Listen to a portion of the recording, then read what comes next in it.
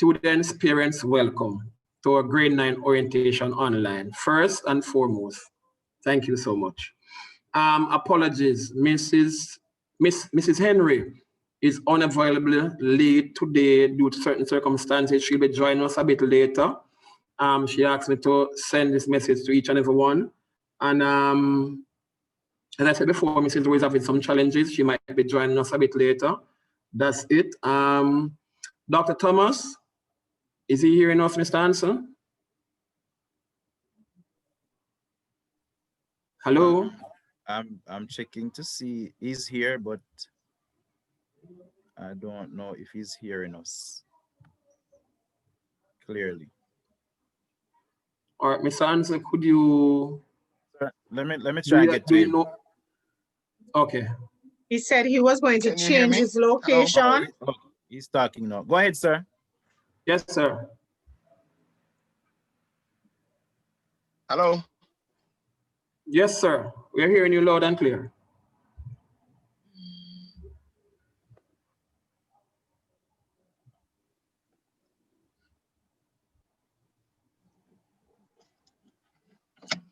Sir, you're not hearing us. We are hearing you, but it doesn't seem as though he's hearing us. All right, sir. We'll try and reconnect with him. All right. Our Vice Principal, Mr. Hanson, is with us. Mr. Small, are you here, sir? Yes, I'm here. Beautiful. Let us hear the greetings from our two VPs, please and thanks. Right, go ahead, Mr. Small, after you. All right, good afternoon, parents. Good afternoon, students. I see some of you are quite active, and I know that you'll be indulging in this meeting and you'll be participating, asking your questions. I know a lot of you have some queries because as you would know that we are on uncharted territory with regards to what has been happening with the pandemic. So I just want to use this opportunity to give my greeting and let you know that we are all in this thing together and that we are trying our best as possible to work as seriously in getting things in order for the starting of the new school year. I just want you to be patient. We need that now. We want you also to be composed. I know that you are anxious and ready and waiting for school. For the students, I know that you have been at home for quite some time and you also want to be in school. You want to be engaged. So we are going to put things together, put things in place to facilitate learning, and this meeting will do just that. I'm happy to see you. I want you to be very attentive in this meeting as we work together for our institution to be productive, both for teacher and for students. At the end of the day, we want our students to benefit greatly throughout this time. It is a challenging time and also a time for excitement because this is something new for us. And we want to use, our initiative and our know-how, especially where technology is concerned right now. And we want to use it to see how best we can get the best possible outcome from our students. So welcome again, and we'll be talking.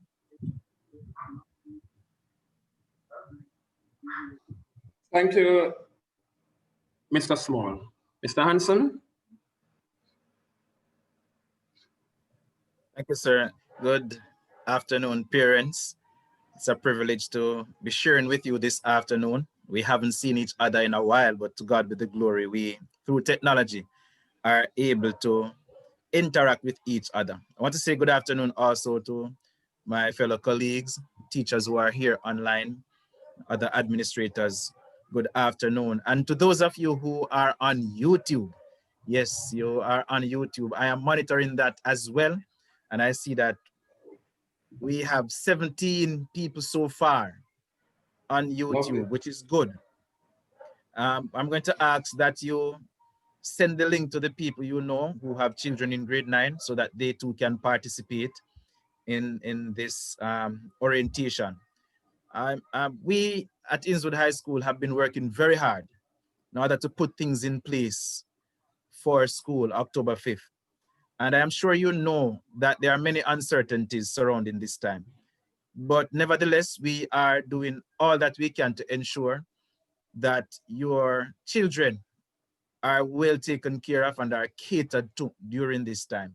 You are going to be hearing a lot about what we will be doing come October 5th. And I trust that after today, you'll be more comfortable and you'll be more prepared mentally, as well as with the physical stuff that you'll have to do in order to be ready for school October 5th. And so parents, as we go through another year, I know it's different. You're used to seeing us face to face and you're used to touching things, you know, touching papers, touching people. We can't touch you. We can't greet you the way we normally do. But we are still here in body. Miss Cara looking good, just as you left her the last time. So Mr. Bailey have a little bit more gray hair, but he's still functioning well. And we are here to do that which we are called to do, to educate the nation's children. You can depend on us. We'll be doing our best. And at this time, I'm going to ask Mrs. Rowe to come in and give her greeting. Thank you very much, parents. Good afternoon, parents, colleagues, students. I don't know if you can hear me. Loud and clear, Mrs. Rowe. Okay, because I'm also at work, so I don't know if I'll be chipping in and out. It is a pleasure to be a part of this meeting this afternoon. I'm happy that we were able to engage you in this forum. We haven't heard from you in a long time. We miss our students. And I'm happy that today we'll be able to share on the way forward in terms of the reopening of school. I'm anxious to hear what your concerns are. I'm anxious to give you information. I'm anxious to re-engage you in a relationship where we can work for the benefit of your children. I hope that it will be a successful meeting. I want to thank you for taking the time out to be here this afternoon, and I pray that it will be a very successful meeting. I want to also say that later on in our presentation, I want to ensure that if your child is not in the session with you, that you allow them to come on so that we can give them some very important information about their career development and career path later on in the presentation. All right, thank you. Enjoy the meeting, and I'll be here listening in. Back to you, Mr. Bailey. Thank you so much, Mrs. Rowe, Mr. Hanson, Mr. Small. Thank you so much. All right, the first thing on our agenda is new business. And we're going to be dealing with online schooling. As you know, 2020 has been a year that is taking us, wow, I might say it is heart-rendering. However, school has resumed. It is starting the 5th of October, and it is now online teaching. Face-to-face is no longer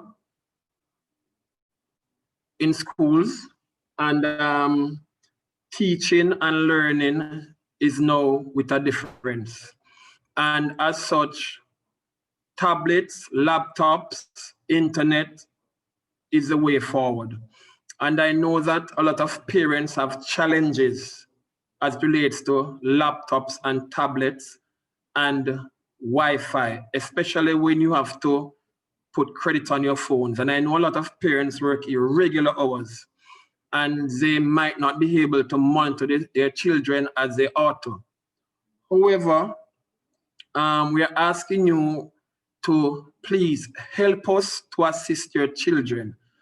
Probably you have a grandparent, an aunt, an uncle, or a niece who can pop by, give some guidance as relates to online teaching, because we know our students, we have to make sure that they do what they should be doing, especially when it comes to online teaching.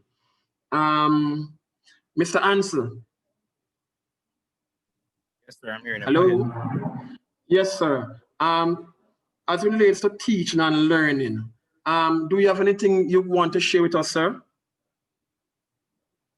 Certainly, now is the time.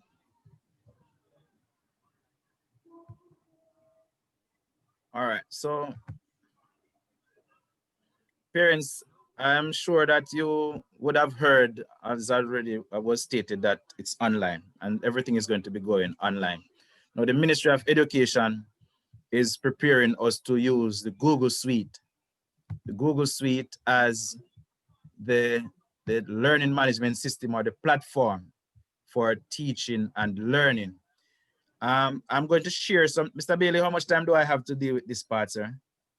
So you have approximately 5 minutes. 5 minutes, all right.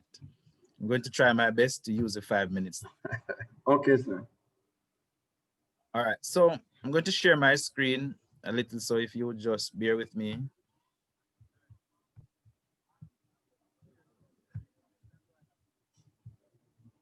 I have a lot of things going on right here, so. All right, so because the Ministry of Education is asking us to use the Google Suite platform, we have to now prepare ourselves for what we call a new normal, a new way of teaching and learning. So I'm going to ask you just to turn your attention quickly to what is on the screen, and I'm going to try my best to take you through what you may need to do in order to get your child logged on to the Google Suite. All right, so see somebody already marking on my screen, but all right. So when you hear G Suite or Google Suite, it's basically the same thing. All right. Now follow me closely. Now Google Suite offers a number of applications that are used in the teaching and learning process. You have the Google Drive, this symbol that you see here, that's a space where you can save your documents. This symbol here represents Google Classroom. You have the Gmail. All of these things, Google Doc, Google Sheet, all of these things are within one space, and your child will be able to access and use all these applications, and the teachers will be able to do so as well. This is with the Google Suite. Now, we were using My School Jamaica before, so you may have a login information. You may have your username and password for My School, but going forward, we're going to be using the Google Suite. All right, so I see a hand up. I will soon take your hand. All right, we'll be using the Google Suite going forward. Now, how do you access the Google Classroom? Very important now. How do you access the Google Classroom? There are two different options, or three different options, but I'm going to give you two ways in which you can go into this classroom or set up your Google Classroom. One, you need to download the Google Classroom app from your Google Play Store. This is option number one. This is option number one now. Stick with me now. So how would you do this? You would go to the Google Play Store, just as you would normally go to download every other application. And then you will select the Google Classroom. That's this symbol is what you will see to represent the Google Classroom application. And you will install this on your device. So if you have a cell phone or a tablet, you can install this app on your device. And also, you will need to install another application that will help you during the process, and that is the Google Device Policy. Now, the Google Device Policy will enable you to access all the different applications in the Google Suite. If you don't download the Google Device Policy, you may not be able to open some of the different apps. All right, so that is why you would need to download that policy. So number one, go to Google Play Store, download Google Classroom, and remember I'm giving you option number one on your device. Now, after doing that, you will be able to log in by using the password that we will give you and the username that we will give you. Very important, our parents. We will give you, your student or your child, a username and a password, a Gmail account and a password. That is what they will use to log into the Google Classroom. Because if you log in with your own personal Gmail account that you created, you will not be able to go into the Innswood High School classroom that the teacher created, right?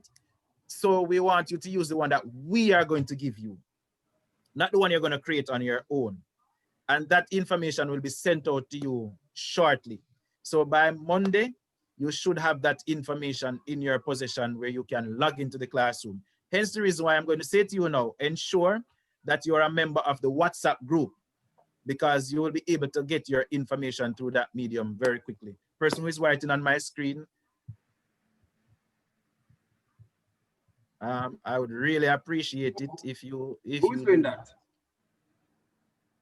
Really appreciate if you do not. Let me see if I can find the icon to get this thing off my screen. Anyways, I don't want to, because I'm sharing screen. All right, so let me just follow. So follow me now. So person who just mark on my screen, it would be good if you just delete those that you just put on it. Thank you. Now, option number 2.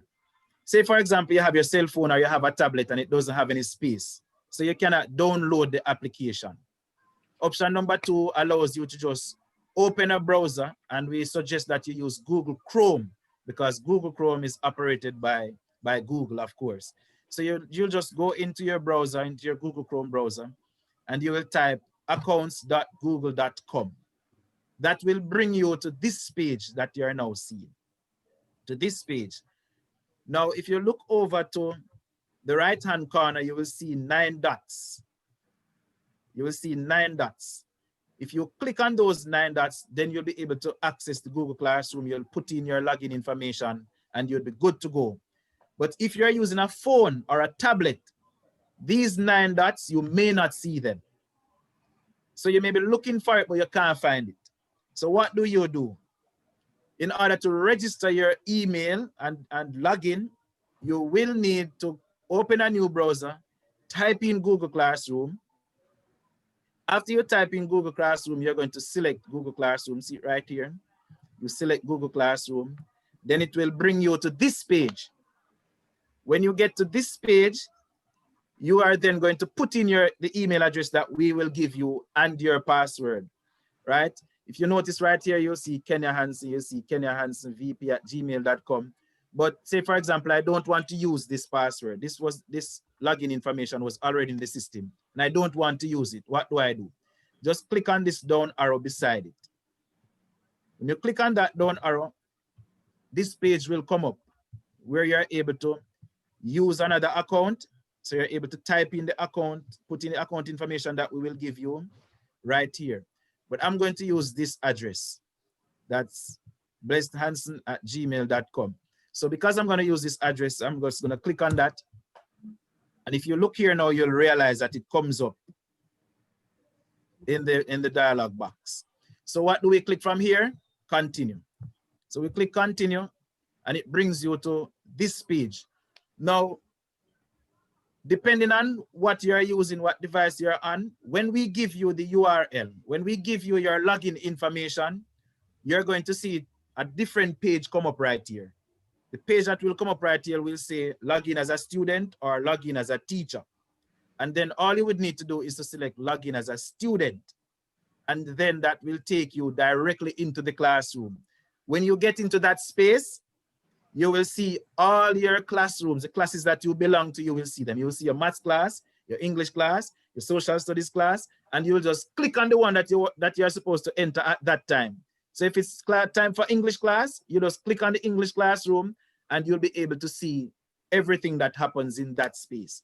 Now, if I had some more time, I would show you what inside the classroom will look like, but I don't have a lot of time. But just so you know, we're going to send out a video, a tutorial, that you'll be able to watch to guide you through the process. So if you're looking at this right now and you're saying to yourself that, boy, Mr. Hansen, I don't understand half of what you just said, don't worry, we're going to send out a video.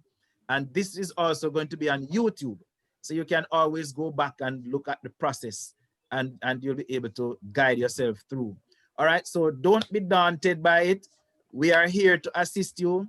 We are here to guide you. Your teachers will be guiding you as well. And as soon as you are logged in, as soon as you get your credentials and you are logged in, you will be able to navigate swiftly and easily thereafter. We are also going to prepare some other tutorial sessions where we can guide the children through this process, all right? So you don't need to worry. So I'm going to stop there for now. And I see some hands are raised, so I'm going to take your hands and then I'm going to go right back to Mr. Bailey.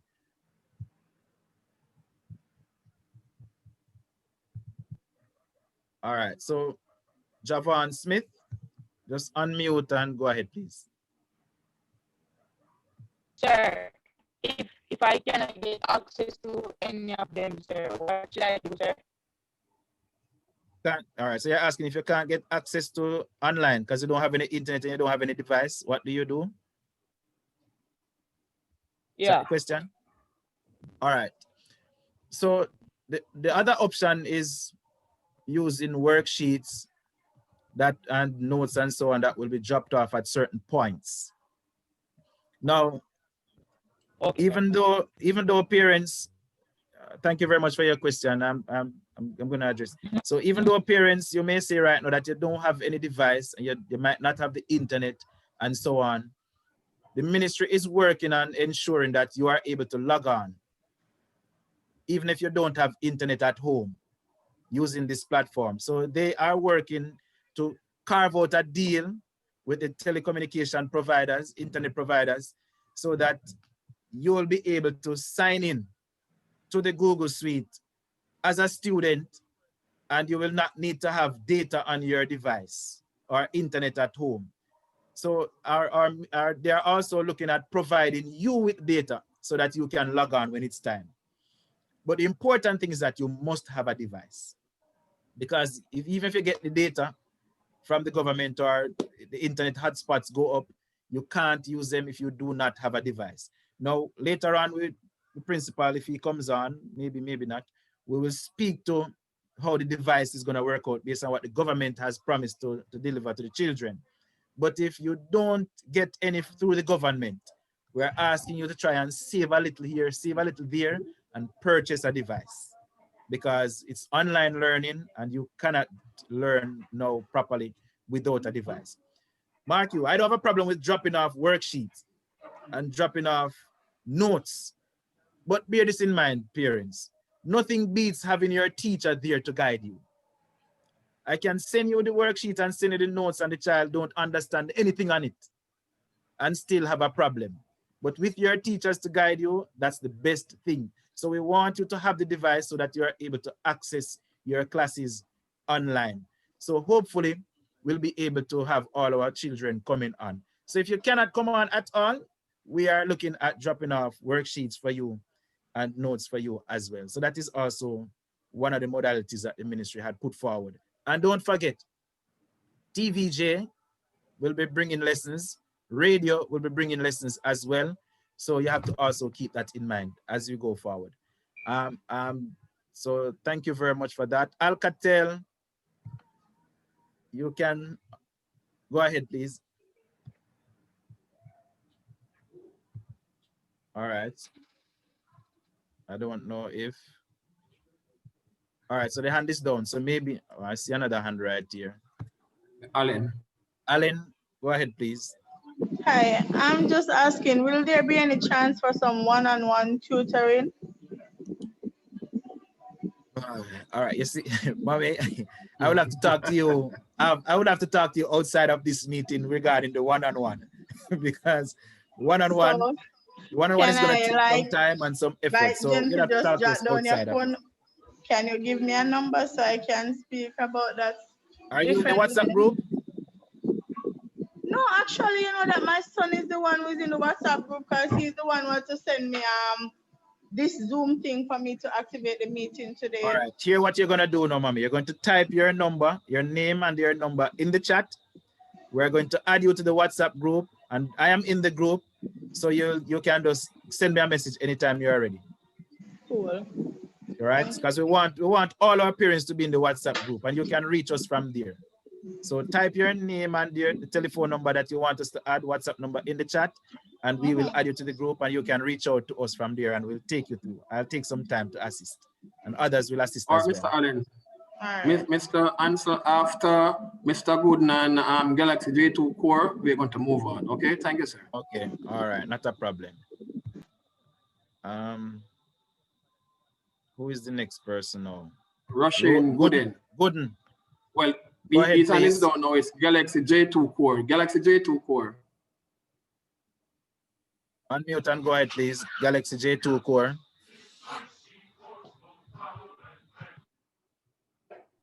Okay, good evening. Is this, I'm just trying to verify, is this the same meeting that grade 7 are required to attend? Grade 7 orientation will be next week, Monday.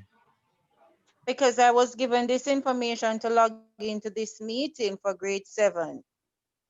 This is for grade 9. Today is grade 9. So next week, Monday, is grade 7. And where would I get that information, please? You have I'm going to ask you to type your telephone number and your name in the chat and just put grade 7 beside it. And Thank you very get to it. much. Yes, let's put grade 7 beside it.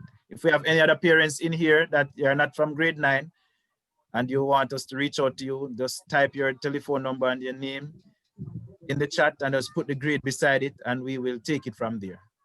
Thanks much. Also, I'm asking also the persons on YouTube. Those of you who are on YouTube and you are not a part of the WhatsApp group, we're asking you also to type well, I'm going to send my number. I'm going to type my number in YouTube, in the chat, and I'm going to ask you to send me a WhatsApp message with your information, your name, and so on, so that it can be added to the group, and put the grade beside it as well. All right, YouTube people, I'm going to put my number in the chat, and you can send me directly. I don't want you to put all of your numbers out there for people to harass you. So you can send me directly your information and I will ensure that you are added to the different groups so that you can get the information needed. Thank you very much, Mommy. Mr. Bailey. Thank you, Mr. Anson. Thank you for being so informative. Believe me, I learned a lot. Just before you continue, sir, those of you, if you still have a question, please type it in the chat. Mr. Small is here, Ms. Carr is here, Mrs. Rowe is here. We're all here and we will respond to you in the chat. All right? Thank you. Thank you, Sir Anson. All right. Mr. Dr. Thomas is having some difficulty. I'm not certain if we can get him back on the phone, on the online. Can we, Mr. Anson? Again, sir, I didn't get that. Dr. Thomas having some difficulty as it relates to his Wi-Fi. Can we get him back online? Distribution of laptops and tablets. He is the one who is asked to speak on that. I'm going to try and get to him. So let us just go to the other item. And okay, beautiful. Mrs. Rowe, are you still there? Yes, I'm still here, Mr. Bailey. Okay, Mrs. Rowe, could you speak to us briefly on the timetable? All right. Good afternoon again for those who are just coming on. I'm going to speak about not just the timetable, but a few other things. I'm Mrs. Rowe. I'm in charge. I'm the vice principal in charge of academics. So I will deal with all the academic matters that concerns your child.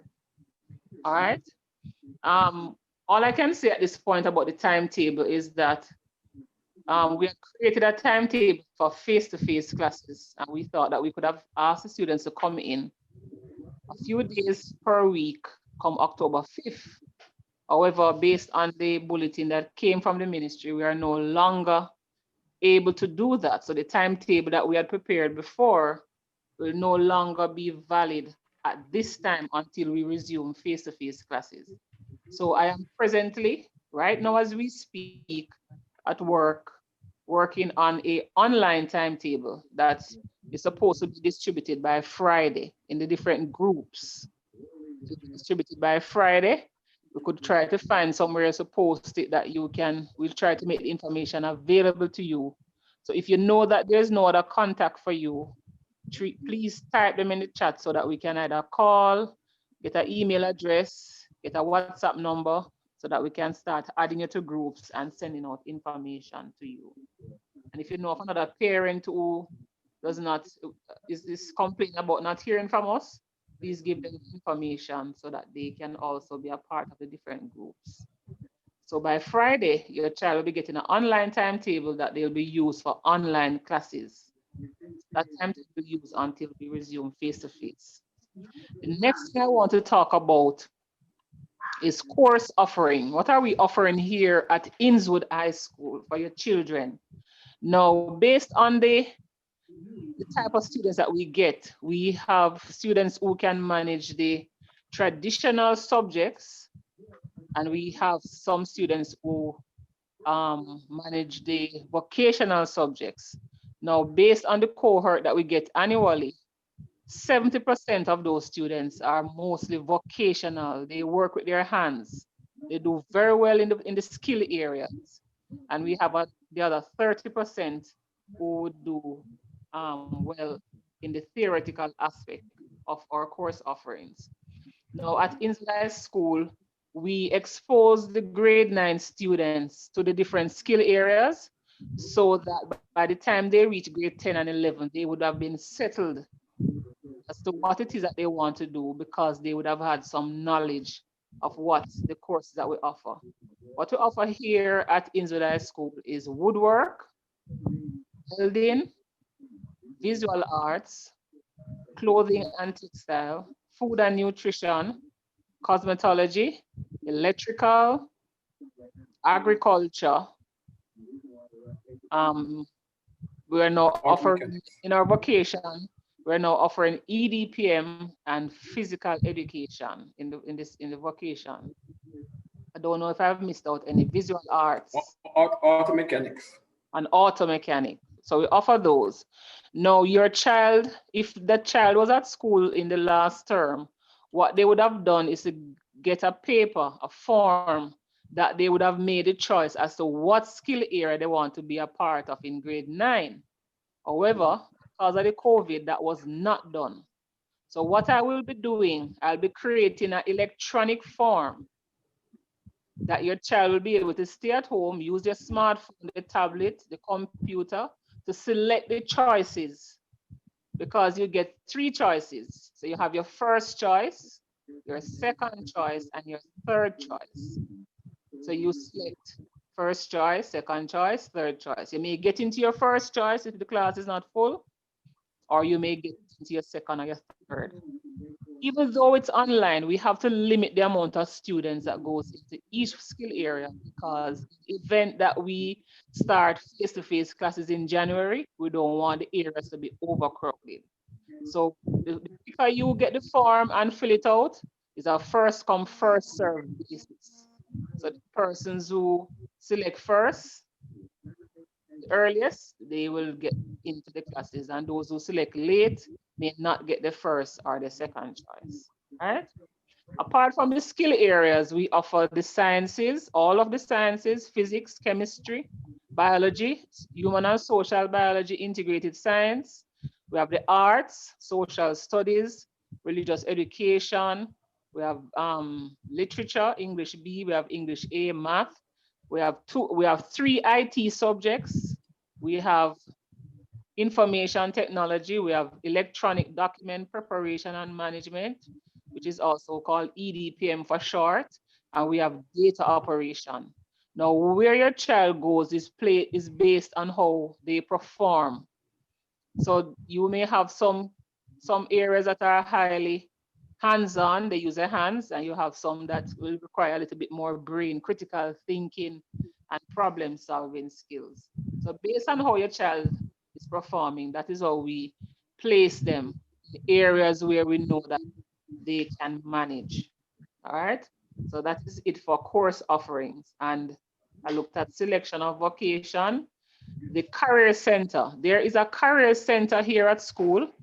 Mrs. Facey Smith is the person in charge of career. Now what we do, we have that center where the students can go and get information about the career field that they would want to go into. But because we're not physically at school, what Mrs. Facey Smith will be doing is sending out information in the different groups and brochures that she would have normally have in the career center that the students can browse to find out, to get information about the different careers that they may want to be a part of in the future. I just want the parents and the students to remember that the subjects that you choose should be based on the career path that you want to engage in as an adult. So you can't want to be go into the sciences.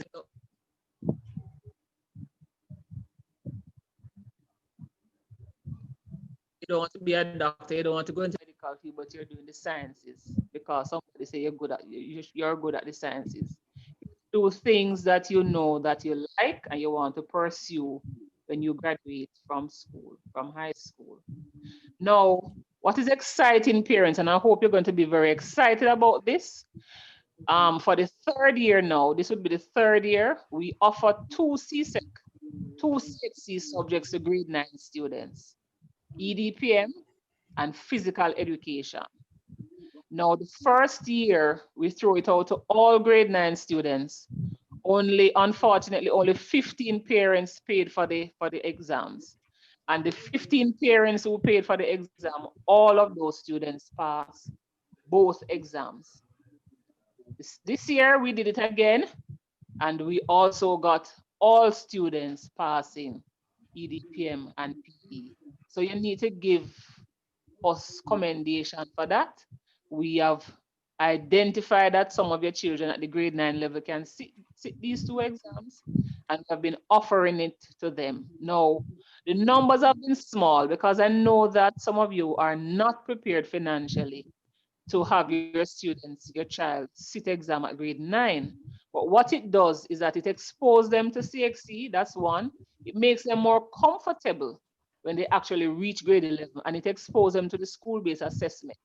So you have a smoother transition when they get to grade 10 and grade 11, because they get a feel for what CXC is all about. So they're not as nervous, and they don't feel overwhelmed because they understand what it is about. So I'm encouraging you parents to put aside that little money. Last year it was about $15,000 for the two subjects because one of them carry a practical fee, the PE.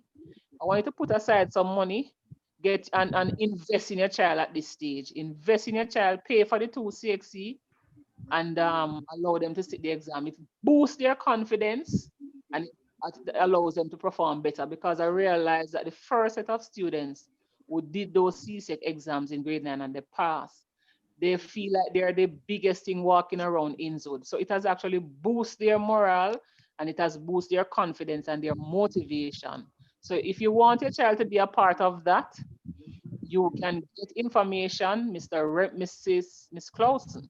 She's the exam coordinator. So what we will do, we will send out information in the grade 9 groups, and you look out for it. And if you're interested, you make contact with Mr. Bailey, Mrs. Henry, or anybody in the group, any administrator in the group, and we can give you some more information about how your child can sign up for those two exams. Now, what if you can't afford two of them and you want to choose one? That's also okay. What if you want to choose another one? You let us know which one you'd want your child to try. There's also math and English. If they want to try it, that's fine. We will sign them up for any CSEC subject that they want to try. What we want to do is that if we get the buy-in of the parents, we're going to be adding more subjects to the pool so that it lessens the burden on you when the child gets to grade 11, because they would have had some subjects already under their belt. For grade 10, if you can't do it for grade 9, consider it for grade 10. We have some grade 10 students who have been passing CSEC math and English and other subjects. So you can also consider that for your child. All right. Now, the grade 9 group that was created, please spread the word around, get everybody involved so we can have information to share. When we have information to share with you, everybody can be in the know about the selection of subjects, vocation area for grade 9. I'm going to send the link out before the end of the week so that the students can join, so you will know which vocation area you are a part of. So I'll send it tomorrow morning, and you fill it out as soon as you see it in the group so that we can have the information. If your child, the list will be posted one day next week. If you don't see a name on it, it means that the child did not select a subject, of a skill area for them to be a part of. I want to speak on registration very quickly. Registration is ongoing. We are taking the documents physically, right? So you can come in, the office is open from 9 a.m. to 3. You can come in, get your child registered, and be a part of the class list. For grade 9 students, all you need to take in is the registration sheet that updates the biodata information for the students, the name, address, date of birth, and all of that, so that we can have the current numbers, the current guardian, the current address, and all of those things for the students. We need to update our files. Our files are now electronic, meaning you can go online and see, all of us can go online and see your child. So if you call us, we can simply go on a device and say, okay, yes, your child was registered, and all of the information about your child. So please come in and do your registration. We have waived all fees required for registration. You can come pick up the package, and the package was $200. Now you can just come and pick it up without any money, because we're advising that you use that money that you would have used to purchase packages to put towards data service or any device that you have to purchase for your child. So come in, get the package, complete the document, return it to somebody at the office. If you don't want to come in, if you come and you collect the form and you don't want to physically come back, or you may not be able to take any more time off from work, you can also send the child for the form as well, but it has to be signed by you. The child can take it back to the school. If you want to scan it and email it, there's an email address. It is highschoolinnswood@gmail.com. highschoolinnswood@gmail.com. You can scan it, and if you have that capability, you can scan it, or you can take a picture of it, and you can just simply upload it, attach it to an email, and send it off to highschoolinnswood@gmail.com, and we check that email daily, so we will get it from there and register your child. All right. That's it from me, Mr. Bailey. I want to thank you for listening. If you have any questions, you can pose them in the grade 9 group. Anything that is burning, if Mr. Bailey will allow me, I will take it now. Outside of that, you can No post problem, Mrs. Road. There are 3 hands up. Galaxy Note 10. All right, I'll take them one at a time. Okay, can you unmute your mic? Galaxy Note 10.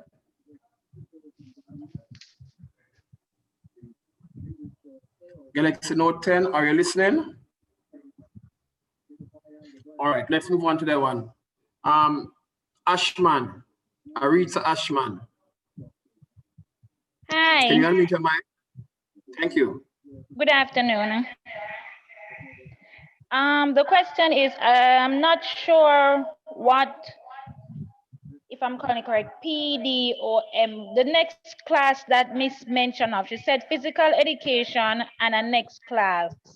PPM. Yes, can you explain what is that? In our day, it was called typewriting. Oh, okay then. You're doing it on the computer. It's a computer class.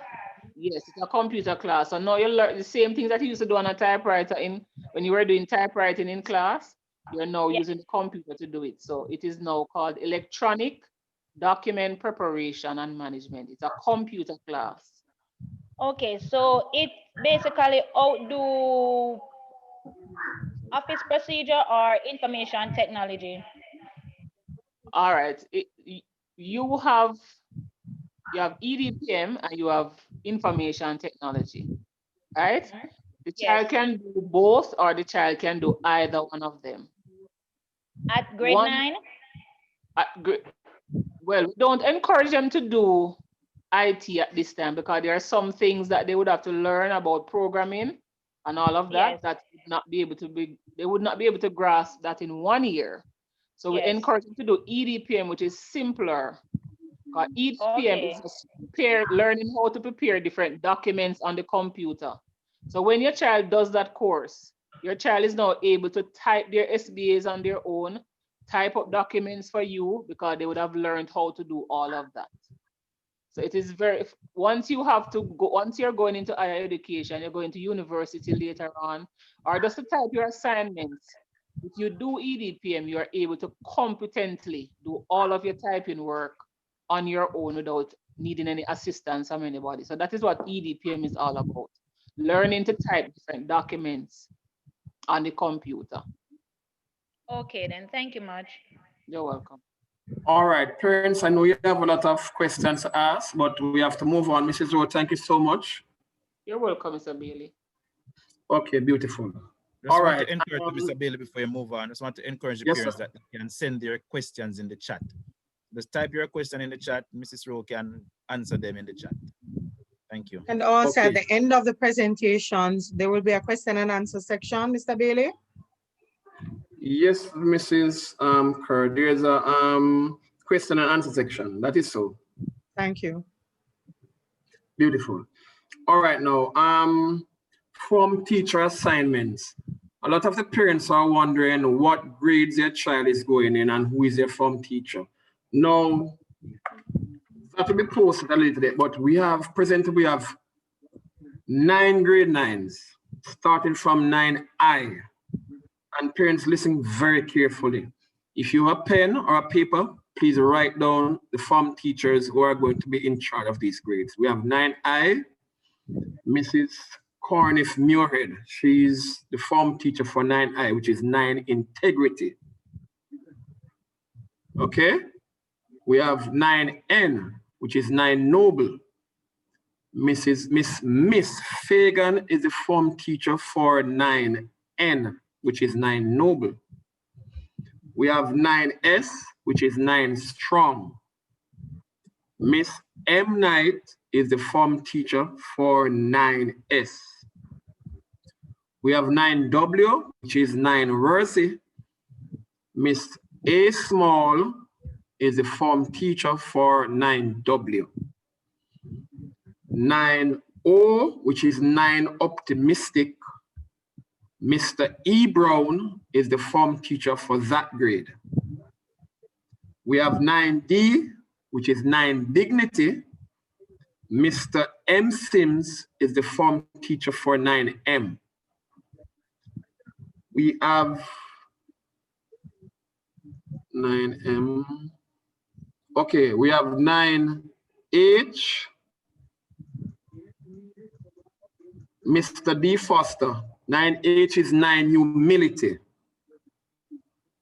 Did I say 9D? 9D is Mr. Sims. 9D is Mr. Sims. 9 Dignity. Beautiful. 9H is 9 Humility. That's Mr. D. Foster. 9G is 9 Generous. Mrs. S. Johnson. Sorry, Mrs. S. Johnson. And the 9C, which is 9 Courageous, Mrs. N. Porterclan. Mrs. Henry has joined us. Thank you for joining us, Mrs. Henry. Hello everyone. Beautiful. Good afternoon, students. Afternoon, parents. Afternoon. Afternoon, colleagues. So we have 9 grade 9s. As we said, we have 9I, 9N, 9S, 9W, 9O, 9D, 9H, 9G, and 9C. 9 grade 9s. And as I just said before, please make a note. Okay.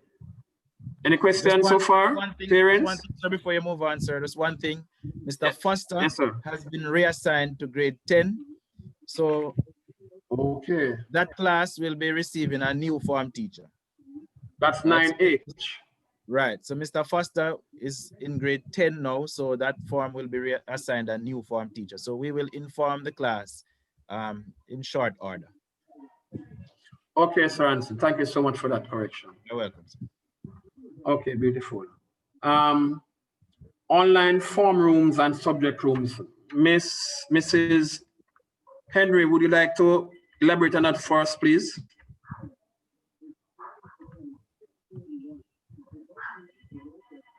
All right, sir. Hello? While you wait on Mrs. Henry to come on, there are some persons who are asking you to repeat some names in the chat. 9I, Okay. 9G, 9C. So maybe you'll probably just run back through the list from top quickly. All right. All right. Let's go again. We have 9 grade 9s. Number 1, we have 9I, which is 9 integrity. Mrs. Corniff Murid is the form teacher. Then we have 9N, which is 9 noble. Miss Fagan is the form teacher. We have 9S, which is 9 strong. Miss M. Knight is the form teacher. We have 9W, which is 9 Mercy. Miss A. Small is the form teacher. We have 9O, which is 9 optimistic. Mr. E. Brown is the form teacher. We have 9D, which is 9 dignity. Mr. M. Sims is the form teacher. I've just, Mr. Ansel has just told me that 9H, which is 9 humility. Mr. Foster is no longer the form teacher. He has been reassigned. So as when I get that information, I'll relate it to you. 9G, which is 9 generous. Miss S. Johnson is your form teacher. And 9C, which is 9 courageous. Miss N. Porter Clark is the form teacher. I see Miss Nelta Powell Wilson hand is up. Could you unmute your mic, please? That's okay, sir. I was just going to ask you to repeat the names which you've just done. Thank you so much. No problem. I also see where Shania Wellington, she has her physical hand up. So if we could, Shania Wellington, if you could unmute your mic and go ahead, would that be okay, Mr. Bailey? She has had her hand up for a while. Shania, unmute your mic and go ahead. You have to find her first and allow her to unmute. So that's why okay, I can do that. Right. Just ask her to unmute. All right. Her name is Shania Wellington in the chat. Here she is. Go ahead, Shania.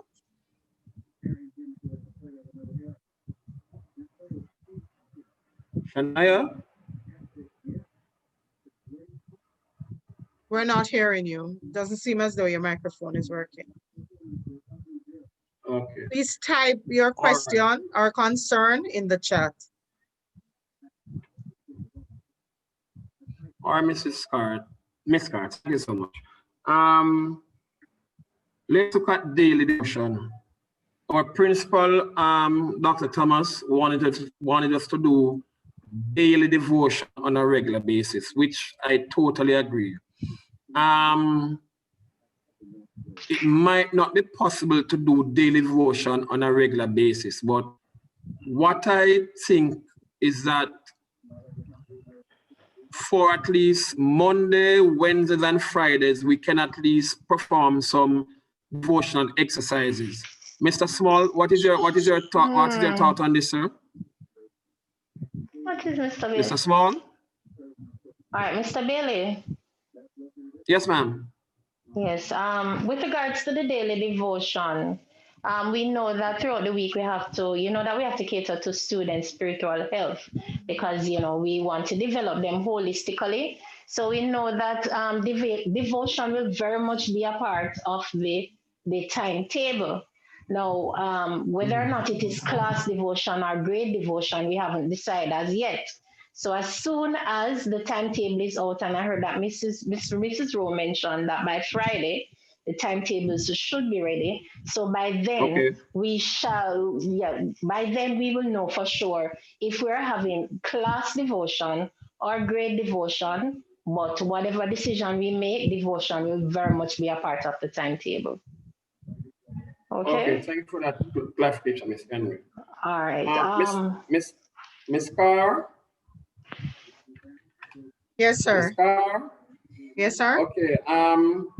We're going to be speaking on expectations of students, discipline as it relates to online space, workstation, attire, all these things.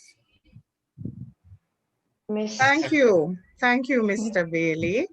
So I have the floor now, correct? Yes, you have the floor, Mrs. Carter. So let me give a warm and love-filled welcome to all our parents and students who have joined us this evening. It's a beautiful evening. I know where you are. It is nice and cool. So we give God thanks for the weather that He has blessed us with this evening. I am going to go right into the discussion because I know our principal is going to join us soon and he will have a lot to say. I also know that Mrs. Henry has a lot to say, and I know you parents have a lot of concerns that we know we have to address this evening. So let me go right into the discussion. I want to give you some tips. I want to encourage you in this time. These are some things that I want to encourage you to focus on, what we expect, what we are suggesting, recommending to make this transition easier for you. Online learning, or some will call it remote learning, it can be a great way to continue learning outside of the classroom, particularly in difficult circumstances as we are currently faced with. We are now in the middle of a pandemic, and there are so many things that we have to change and adjust because of our current circumstance. For parents and caregivers, the idea of remote learning, it isn't always straightforward. Even for the students, it is not straightforward. And there are a number of things that you must consider. There are a number of challenges that, a number of hurdles that you have to get over in order to have learning. So, as I said before, I want to make some suggestions, some recommendations, offer you up some tips to make this transition a smooth one. I see that there are students here with us today. I'm very happy for that.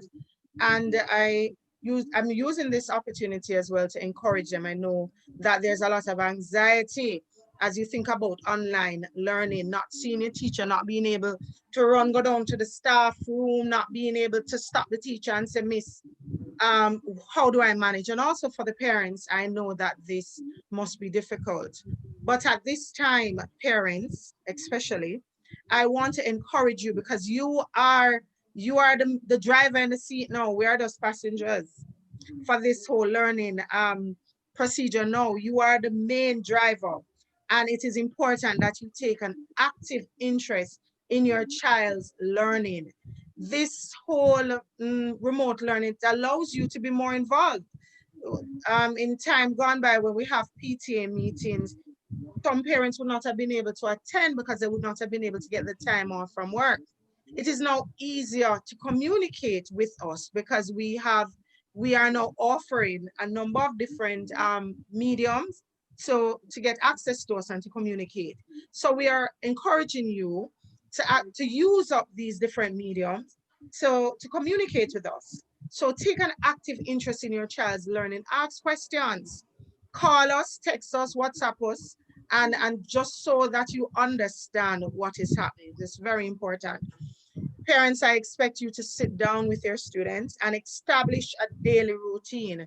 Mrs. Rowe and all my colleagues have addressed the fact that you will be getting the timetable soon. In addition to the timetable that you're going to get from us, you also need to establish a timetable at home. If the child is going to be engaged, when the child is engaged in online learning from 7:50 to 2, I believe, so let's say 3. After that, you need to also establish what is it that is expected for them to do at home. Remember, they are now working from home, and this is a more casual setting that children do associate with play and a degree of freedom. So you really have to work out a daily schedule and routine with your child. Ensure that your learning device is kept in a public space. Parents, please ensure, so you got the timetable, right? And ensure that you have identified The learning space at home. Please ensure that it is an area that is appropriate, adequate. Your child cannot be in class and be in bed. Your child cannot be in class and be in the bathroom. So parents, you must establish, and I'm putting this on you, the parent, because as I said, you are the main driver in this whole process now. You must identify an area in the house or in the yard that is appropriate and conducive for learning. You must, with your child, and don't say, boy, you're a big grade 9, you know, you can do this on your own. Please, parents, don't take that for granted.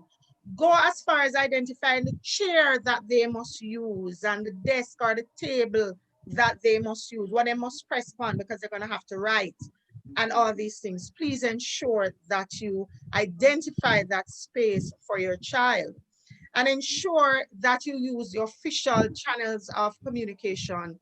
We have told you, we've given you our email address. We have established a WhatsApp. So please ensure, parents, that you use these various mediums to communicate and you use the appropriate channels to communicate as well.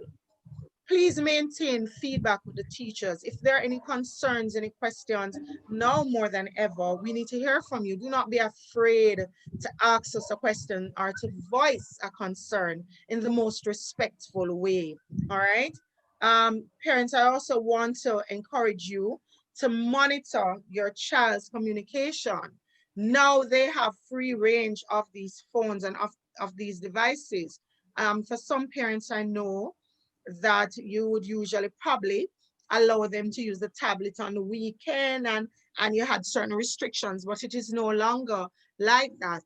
So now parents, you are expected to monitor their online activity, monitor their social media activities because of this remote learning, because of what is expected. Please encourage your child to take a break from these devices now more than ever. So they're going to be on the devices from 7:30 to 3, and they might want to stay on and go on Facebook or go on Instagram. Please allow them to take a break now more than ever because they're not at school running up and down and, you know, in their physical education class. Now more than ever, you have to encourage your child to develop a routine for play and exercise. That is very important, parents. So they have to go out and play some football. They have to go out, do a skipping. They have to do that. It is useful, it is needed, it is necessary for their physical health and also their mental health. Parents, please ensure that you implement safety controls and privacy restrictions on the various apps and software. Please, I know a lot of you might not be tech savvy. I am not. So I have had to reach out to somebody who is. Please ask for help. A parent asks if she could get some one-on-one tutorial. And I appreciate that question because what you're saying is that you need a little extra help. And nothing is wrong with that. There are persons out there who are afraid with technology and they can put the necessary software and apps that could increase security and privacy, which is very important. Parents, you must monitor the things that your children are downloading, the groups that your children are a part of, especially now more than ever, where these devices are not only used for entertainment or just for social purposes, but these devices are their learning tool, and you must take care of these learning tools. As parents, you know, we have always encouraged you to familiarize yourself with the policies. We will be sending you via email a thorough document of what is expected of you during this remote learning season, because I believe that this is a season. So you will get it maybe in the WhatsApp group. We know that some parents might have issue with space on their devices. So I'm encouraging you to send your email address so I can send you the document. You have to get the document. It is somewhat of an agreement. We are putting it out there to you, and you must agree and adhere to these stipulations and the policies of the school. All right, and as I said to you before, parents, I know that this is a very difficult time. And a lot of parents, we have been hearing from the parents, a lot of parents have been voicing that they're stressed and boy, I mean, I know because I have to find money for buy tablet and Wi-Fi and up in my area, the Wi-Fi. And we understand that this is a very difficult time, parents. And I'm asking you to also think of your child, what your child is going through at this time. Mr. Ballingsing will speak more on that. But monitor your child's well-being and your child's mental health. Ask your child, how are you doing? How are you coping?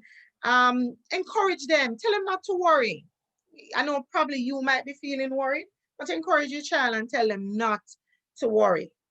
All right, parents. So those are just some tips, some suggestions for you right now. On another note, even though your child will not, we are not doing face-to-face and they won't be in the physical school, but discipline is very important. It doesn't matter where you are. Without discipline, you will not be able to achieve.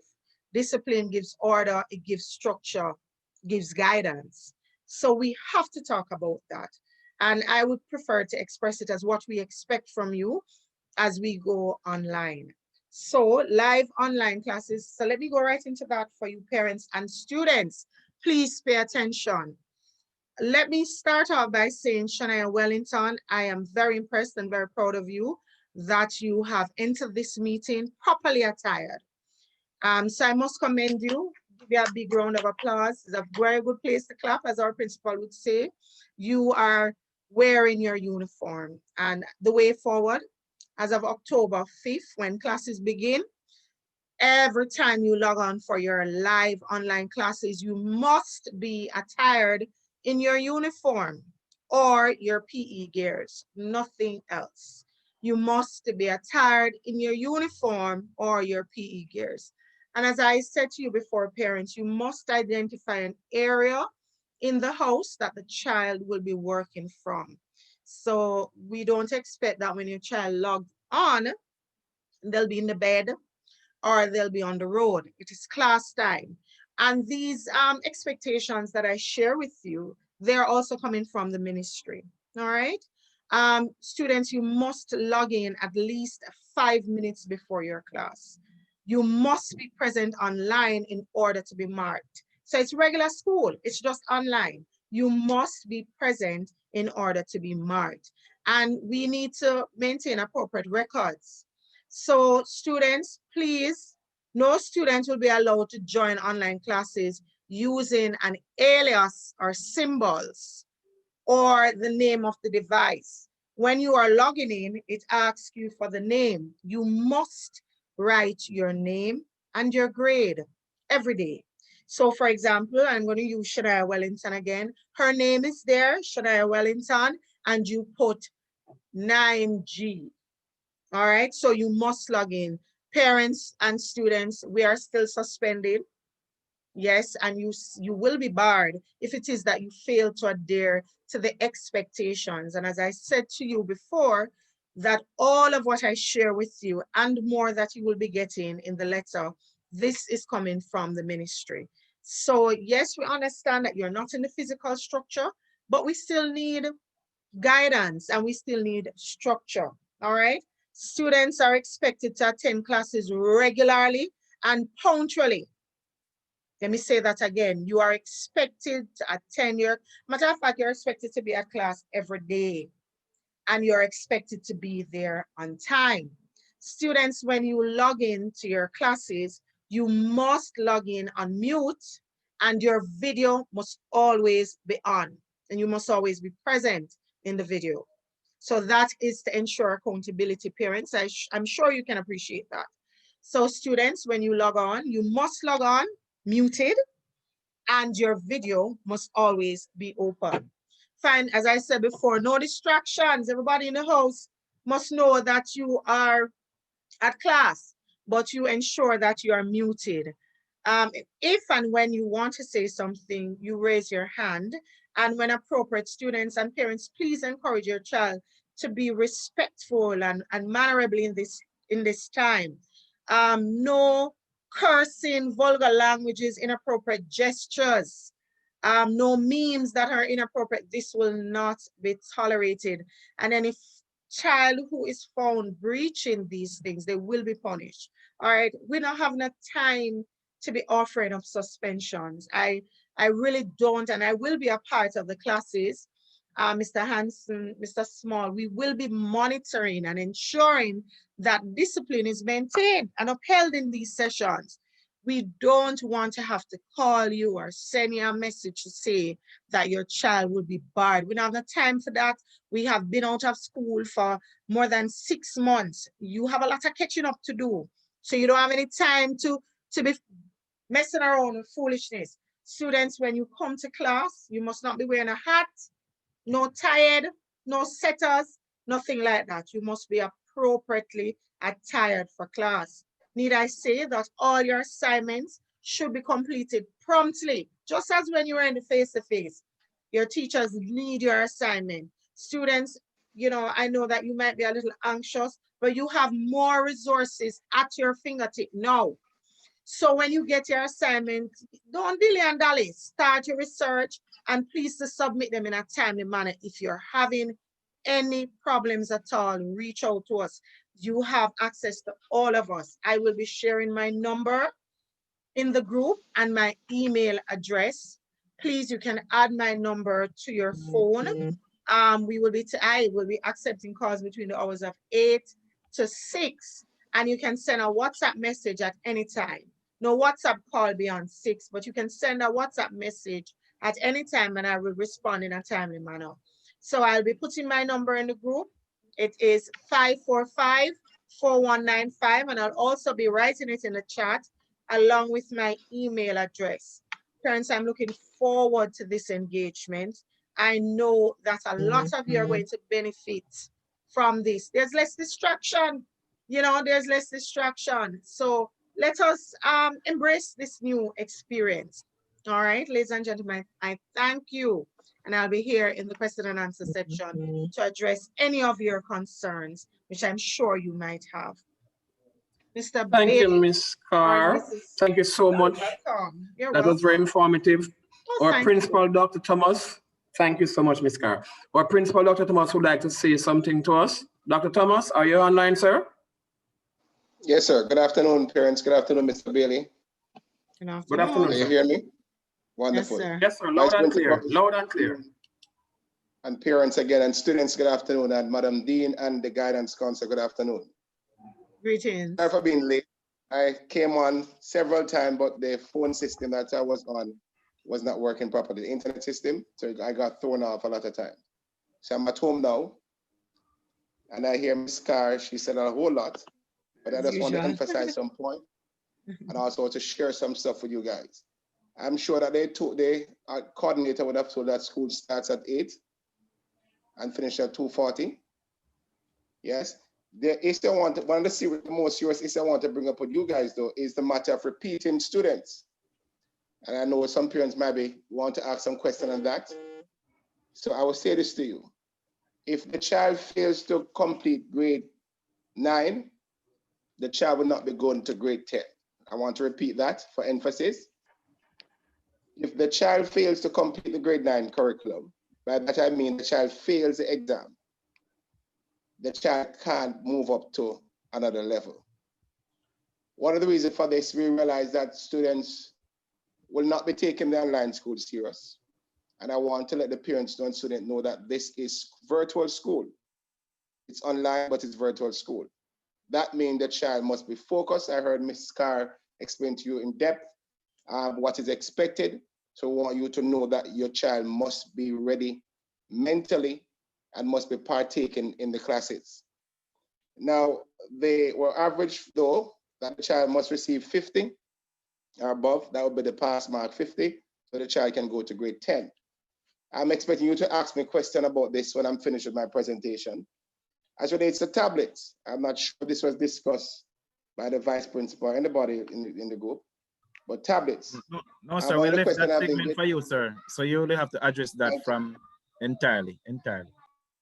Thank you very much, sir. Tablets.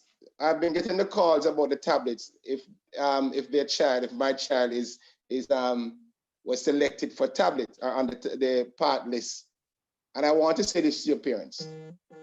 that the government of Jamaica, Ministry of Education, has allotted 300 and plus tablets and also laptops. A list was provided by the school and was sent off to the ministry. We got the approval for the list that was sent back to us, 300 and plus students, and that's what they're willing to give us, 300 and plus students, laptops and tablets. So parents, Mr. Balancing has the list. The guidance council is the one who prepared the list. Any problem you're having, any question you want to ask that relates to tablets, if your child is on the tablet list, you can speak to Mr. Balancing. All right, so let me put to rest. The question asks, if my child is on the part list, if he or she should be given tablet. If your child is on the list that was sent from the ministry, you will be receiving a laptop or a tablet. But this is grade 9. So grade 9, if memory serves me correctly, is not a part of the tablet and laptop list at all. Grade 9, grade 10 and 11, that's it. So parents, let me say sorry that you will not be receiving tablets and laptop. However, the ministry, I'm just coming from a meeting, and I was told in the meeting that they're going to be consideration for students in the lower grade to receive tablets. So as soon as I get more information on that, you'll be the first to know about it, so you can get your names on the list if that's possible. All right, so worksheet. I heard Ms. Carr speaking about worksheet and homework.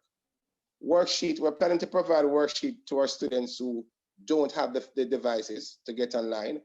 We'll be providing that for the children in the area who's unable to come online.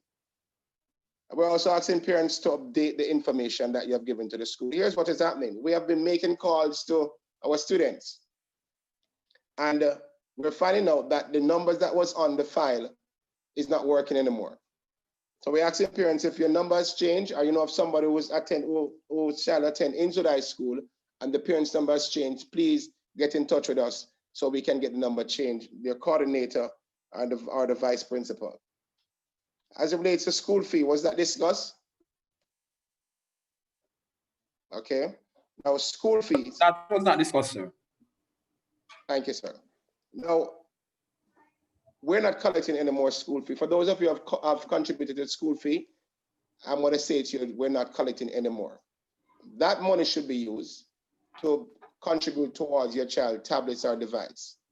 Now, normally you would have bought uniforms, books, and all those and other stuff to get to school. We're asking that to use that money at this time and put it towards the tablet. And another question: what if school open in January? That's the time I would love for you to secure the uniform at that time. But for now, I'm going to ask you, use all the resources you have now to get the device to go online. All right, assignment and homework, as Ms. Carr said earlier, it's a part of your grade, and we expected the student to submit the assignments and their homework to the online platform that the teacher can mark. Every assignment carries a grade, and homework will carry some form of grade. So we're asking you please to submit your homework and your assignment at the time assigned by the teachers. Again, parents, I want to thank you for coming out. I realize the room is almost full. And I want to say grade 9, we had grade 8 yesterday and the room was not as full as this is. And I'm proud to see that the grade 9 students, the coordinators, and the vice principal have worked so hard to get all the students and parents out today. Thank you very much for coming. I know you have a lot of questions to ask. I'm gonna reserve what I have to say until the question and answer section. So thank you very much. Mr. Bade, over to you, sir. Thank you so much, Dr. Thomas. Let me say this, Mr. Bade, sorry. I wasn't probably to make myself clear. For those who have paid the school fee, we want to thank you for doing so, but there's no refund at this time. The school want to thank you for contributing to the school fee, but at this time, there's no refund. All right, I hope that was clear. Thank you very much, Mr. Bade, over to you. Thank you, Sir Thomas. Thank you for making certain things clear to the parents that I could not answer. Those topics that you touched on, the grade 9 group, they were asked. I could not comment on them. Now I can do so. So thank you so much for that. Mr. Bailey, I want to stress the repeating. Please ensure that the students are told whenever they go online and in the WhatsApp group that you have, all right? Yes, sir. I will do that. Thank you. Okay. Mrs. Rowe, are you still there? Yes, sir, I'm still here. Beautiful. Mrs. Rowe, as it relates to academic performance, submission of assignments, classworks, assessments for report, teacher-student conferences, meetings, could you enlighten us, Mrs. Rowe, on those, please? All right. Give me back the list again, Mr. Beatty, so I can take them one at a time. You said assignments. Submission of assignments, classwork, assessment for report, and teacher-student conferences, that is meetings. So the first one is submission of assignments, classwork. Okay. All right, parents, good afternoon again for those who are just joining us. In terms on the point of submission of assignments, I want to kind of give you the structure that we have put in place at Innswood. What happens is that your child is given homework every day that should be submitted upon request by the teacher. So the teacher will tell the child when the homework should be submitted. And that is done for each class that the child will have online. So the child can't say to you that they didn't get any homework for that day. Secondly, we have monthly tests, and we have, in some cases, 6-week tests. And what this does is that it goes towards the coursework grade for the child. The child must have 3 coursework grade be placed on the report system for calculation for the final summative assessment grade that the child will get on the report. So 3 coursework grade must be there for the term, at least minimum 3 grades. So the child will get an assignment, a major assignment, the child will get a test, and maybe one of the homework grade will be, graded. All right, that is for, so submission of assignment, the students should submit their assignment on the due date that is given to them. As parents, you have to monitor and ensure. You have groups now that you can ask questions of the coordinators, so you don't have to take the child's word for it, because as children, they will want to go around you and don't do the work. So you can check to ensure that the work is being submitted. So all assignments should be submitted when the teacher requests the assignments. And online, the structure that they had at school is the same structure that we're going to maintain online. Regular tests, assignments, and homework. All of that will be given. The good thing about it is that when the Google Classrooms are created, you can also monitor to see the homework. You can see the assignments that were given, and you can assist your child in completing them in a timely manner.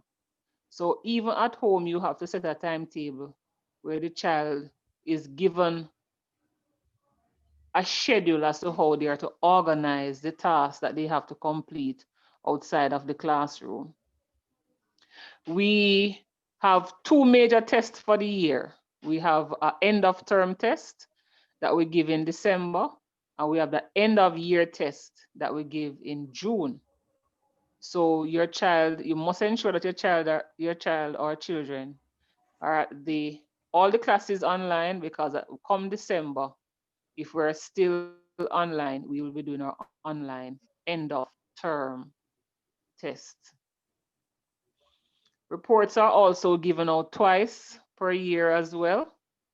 Reports are given out sometime between January and February for the first report, and the other between July and August for the second report. Now, if your child does not complete the assigned work that is given, it means that the grades on the report will be low. It is your responsibility as parents to ensure that you maintain contact with the school so that you are not left behind, and at the end of the day, your child's report is not reflecting your child's ability. So you may be having challenges with devices, you may be having challenges with connectivity, but the office will still be open And there's still email addresses. There's a school number, 943-2685. You can call, you can email the school and get information if you're not able to connect. So we can get worksheets to your children and make preparation for them to be engaged. So we're not going to be taking excuses as to why assignments and a coursework tasks are not done by the child. Have I covered everything, Mr. Bailey? Yes, Mrs. O, thank you so much for that. Yes, Mrs. O, yes, I think you have done such a good job. Thank you so much. Thank you, Mr. Bailey. You're welcome. Mrs. Henry, are you there?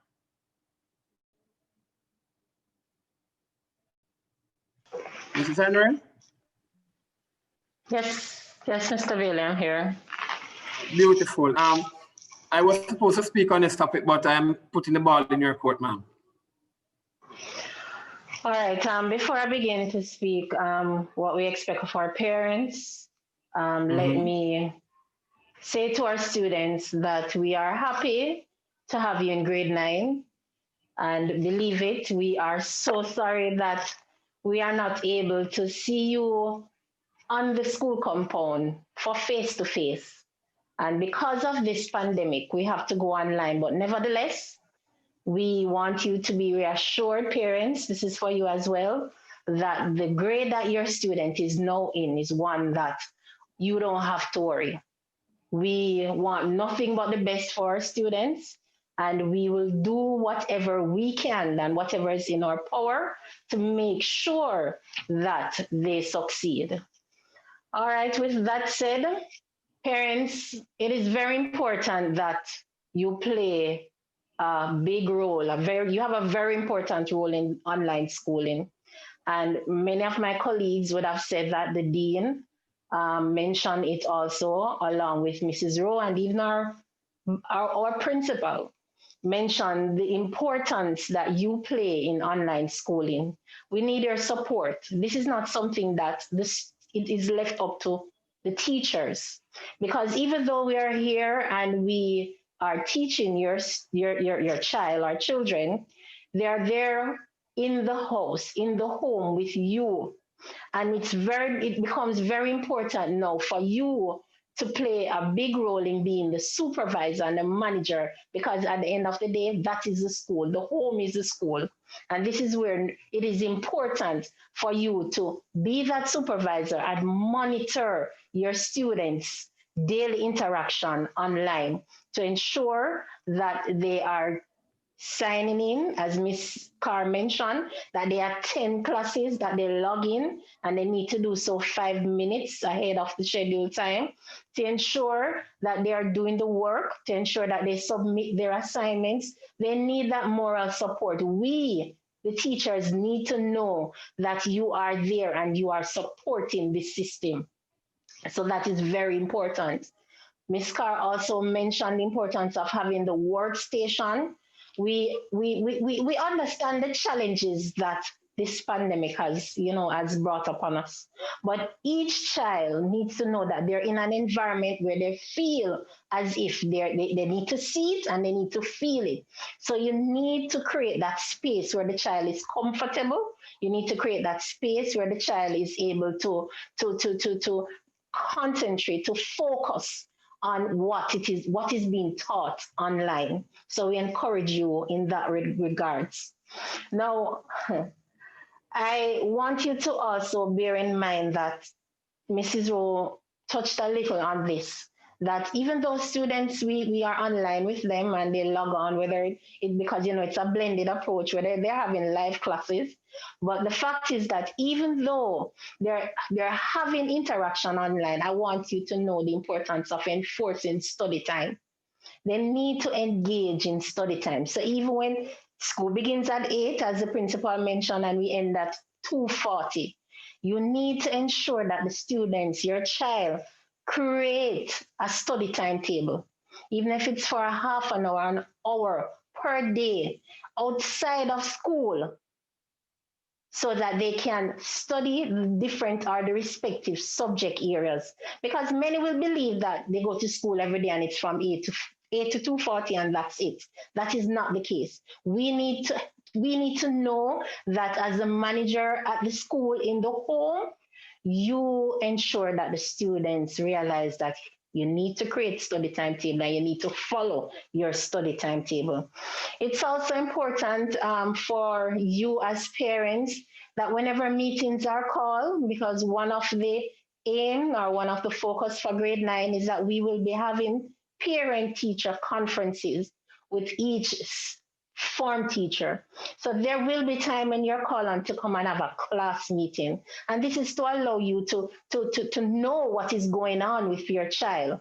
This is to allow you to know that, okay, we can show you the records, we can speak up the records to say, okay, John Brown has been to class, he has logged on every day, or if it's a case where John Brown has not submitted his assignments and we are concerned. So it is very important, parents, we need our support in this, that when we understand that, you know, the days are busy and you have work, we're going to ensure that we schedule these meetings in time that is convenient to you. But even so, I'm just asking you to push with us, because as a school, we cannot do it alone. Homeschool connection is very important. And we rely on you just as how you rely on us to ensure that your child or your children are successful in this new era we are venturing. I was funny it is the other day I was saying to someone, I feel as if I'm moving into the Jetson era. And if anyone is of my age, you know, that cartoon where we see those flying ships or spaceships. Yes, we're not fully there, but I believe, unfortunately, Corona has made us take a step forward in this era. So parents, please, we ask of you to join with us, to work with us, to support us in the plans that we are putting forward for your child. We ask that you be that not just that mother, that father, or that guardian, but also that teacher under that roof, that you are there as an extension of us to ensure that your child or our students do what is supposed to be done to ensure that they have a successful future. Okay, Mr. Bailey, over to you. Thank you so much, Mrs. Henry. I hope that parents that you were listening, and Ms. Henry, thank you for such encouraging words, believe me. We'll move on. Mr. Balancing, are you there, sir? Yes, I am. Beautiful, Mr. Balancing.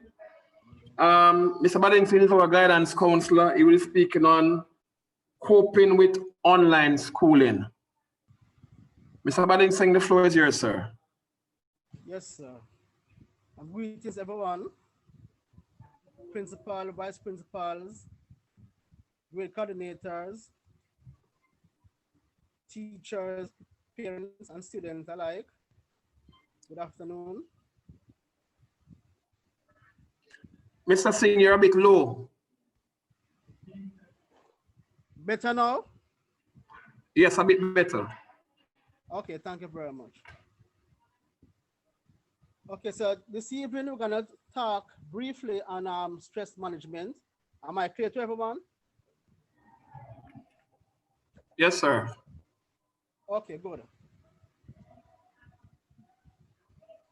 Yeah, so we want to talk about stress, and before we go on in details, I want to know what stress is. So in reading, a state of mental or emotional strain, tension resulting from adverse or demanding circumstances. And I'm certain that COVID-19 or the coronavirus does put some mental and emotional strain on us.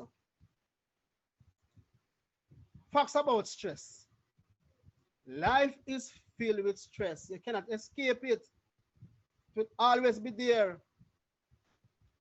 You can lessen your stress, make it less, but you cannot make it go away totally, because every other thing you do, at some point in time, some stressful situation will happen. Some stress can be big, some stress can be small, but it's stressed anyway.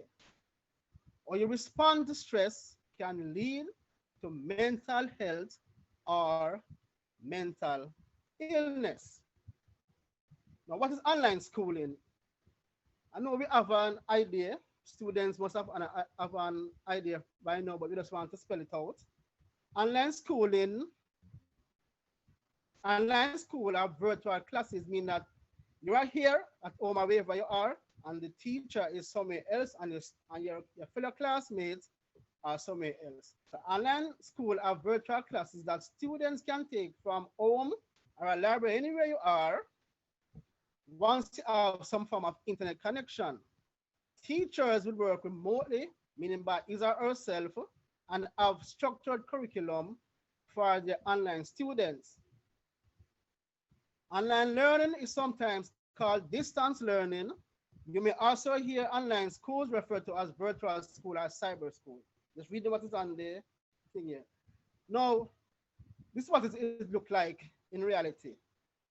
See this young man here, when Miss Carr spoke about having a space at the home, that young man there have his own space. He just don't see nobody around him, nobody talking to him. No, this is a different situation from the regular class, because regular class, you can throw papers, you can talk to anybody. You want to talk, to shout, whatever you want to do. It's a different scenario, different storytelling. You are by yourself, you are alone. However, when I said alone, meaning that there are other persons in the whole world, Africa, United States, the whole world, because the whole world is affected by this virus here. So they also, each student is by a spot, is at a spot of their own. So you're not the only person in this situation here, the whole world, globally speaking. And your teacher on the other side will be by yourself.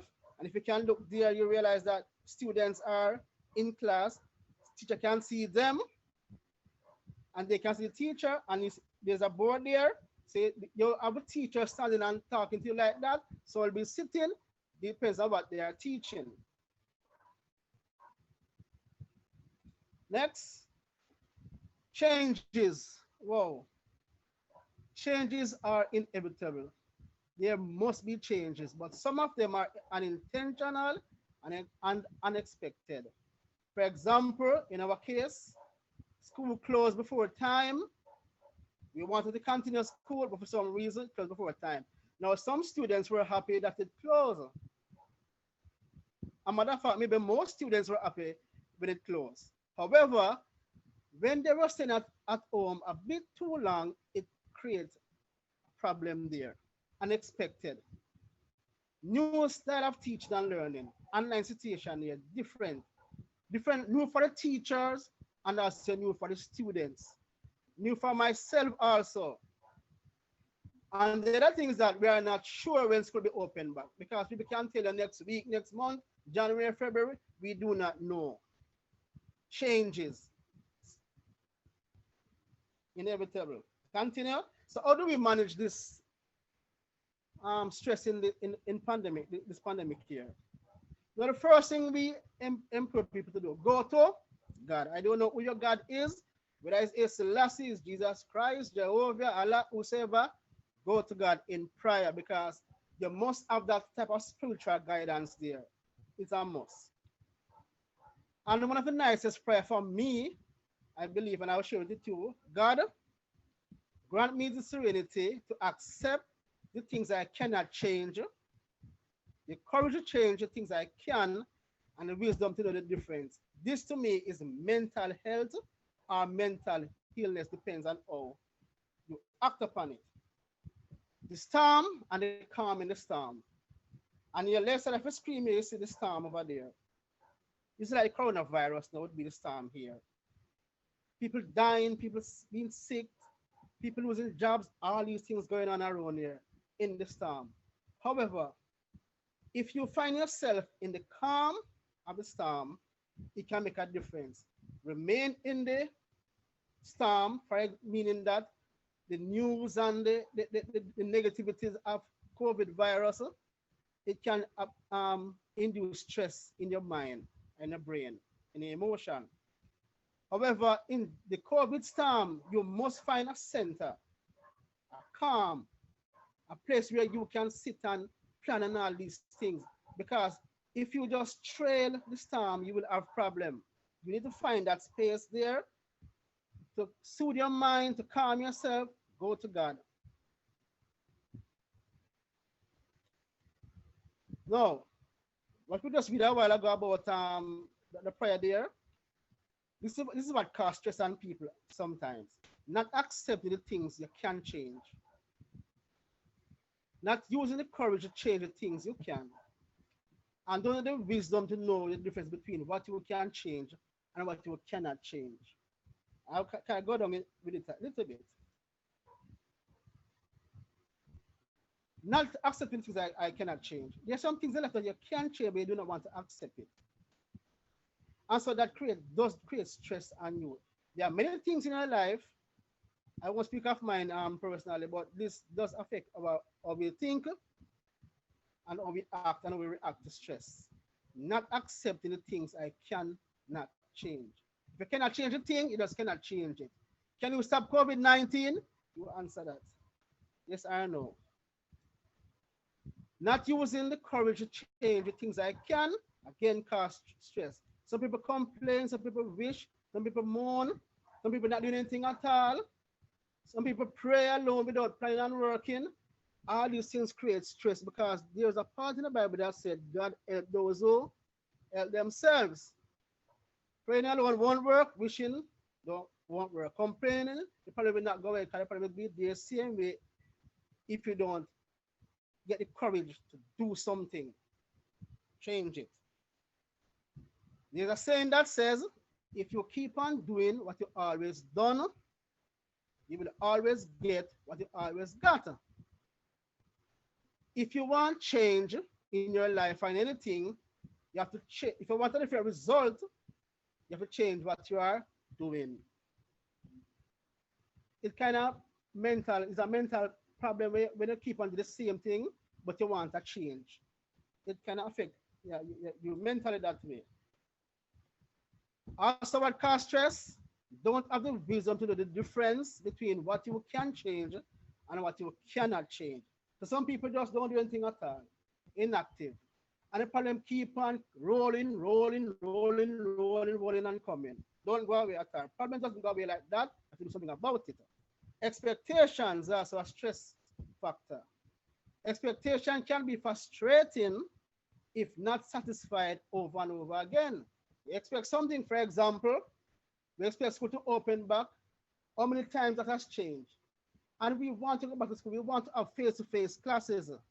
But we keep on hearing another month, another 3 months, another 4 months, and it can be a frustration there. We don't even know when face-to-face class will resume. Some people say January, we do not know. Now, mental health, no, the stress reliever is accept the things you cannot change. The courage to change the things you can, the wisdom to know the difference. That same prayer again. The wisdom to know the difference, you have to know what you can change and what you cannot change. Don't be confused. COVID is here now. We cannot do anything about it in terms of it going away tomorrow. No matter how we pray, no matter what we do, we go to science, whatever we do, it will not go away like that. Not saying God cannot do it, don't get it wrong, but it just won't go away like that. Except what it cannot change. Accept everything that I cannot change. I cannot make COVID go away. It will be here. We don't know how long.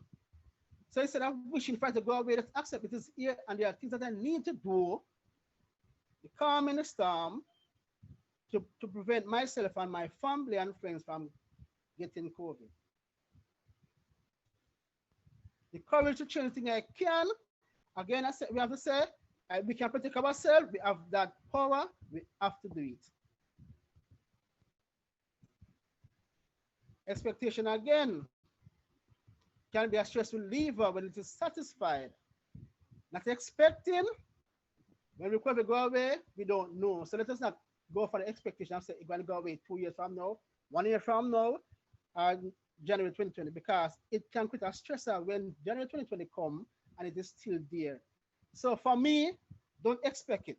Just live within it, live with it, and try to do what is necessary to protect yourself and others, loved ones, from getting it. Coping now. And as we said before, do not worry about when it's going to end. Just keep doing the things that you need to do. For example, for the protocols, the social distancing, the mask wearing, and the hygiene, and we can name other things.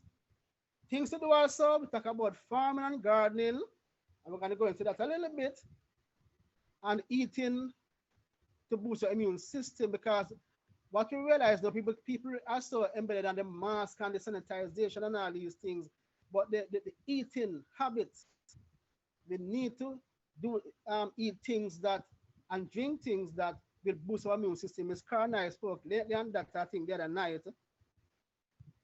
It's very important just to keep the immune system going. Farming is also a way to release stress. Believe you me, when you're farming. But why we say farming here? Because farming not only release stress, but it also save money.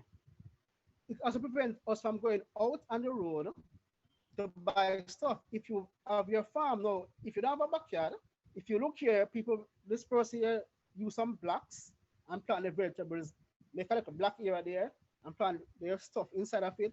And in the holes of the blocks, people also plant, I think the scallion there, creativity we're talking about here now. That's what COVID has done. Creativity. And over the other side there, the pot, planting the pot there, right. These are ways you can to create, you can use to cope. Farm in the back, if you have a backyard, do not make it bush up. Farm it. When I say farming now, I rather you plant vegetables and food and flowers. I went to a lady yard one the other day, and she was kind of showing off for me that her husband was doing some planting. On the back there, and I went out there, I saw flowers. And she asked me, what do I do? I said, I don't plant flowers because I cannot eat them. I plant vegetables. So I'm saying to you, if you want to plant flowers, yes, but plant more food than flowers. Because planting that, again, you will not be able to, you will not go out too often to the public where the risk of catching COVID is. Students now, coping with COVID-19, I would say the online things are a new thing, but certain behavior and practice must maintain. For example, packing, preparing of school materials overnight is a stress reliever. Because in the morning, come here going to run what we can have today and trying to get books and all these things, that creates some little stress. To relieve that stress, prepare yourself from the night before. Wisdom says, a little bed, a little wise, make a man strong, healthy, and wise. Is a stress reliever. You need, as adults, we might not need that 8 hours sleep there, but as children, we need some good length of sleep, maybe 8 hours and more. So if you go to bed early, you can wake up early or earlier, and you do some stuff. Waking up now, the first thing you do, you go to God again. Devotion with the family alone, praying with the Bible, reading some inspirational stuff is a stress reliever.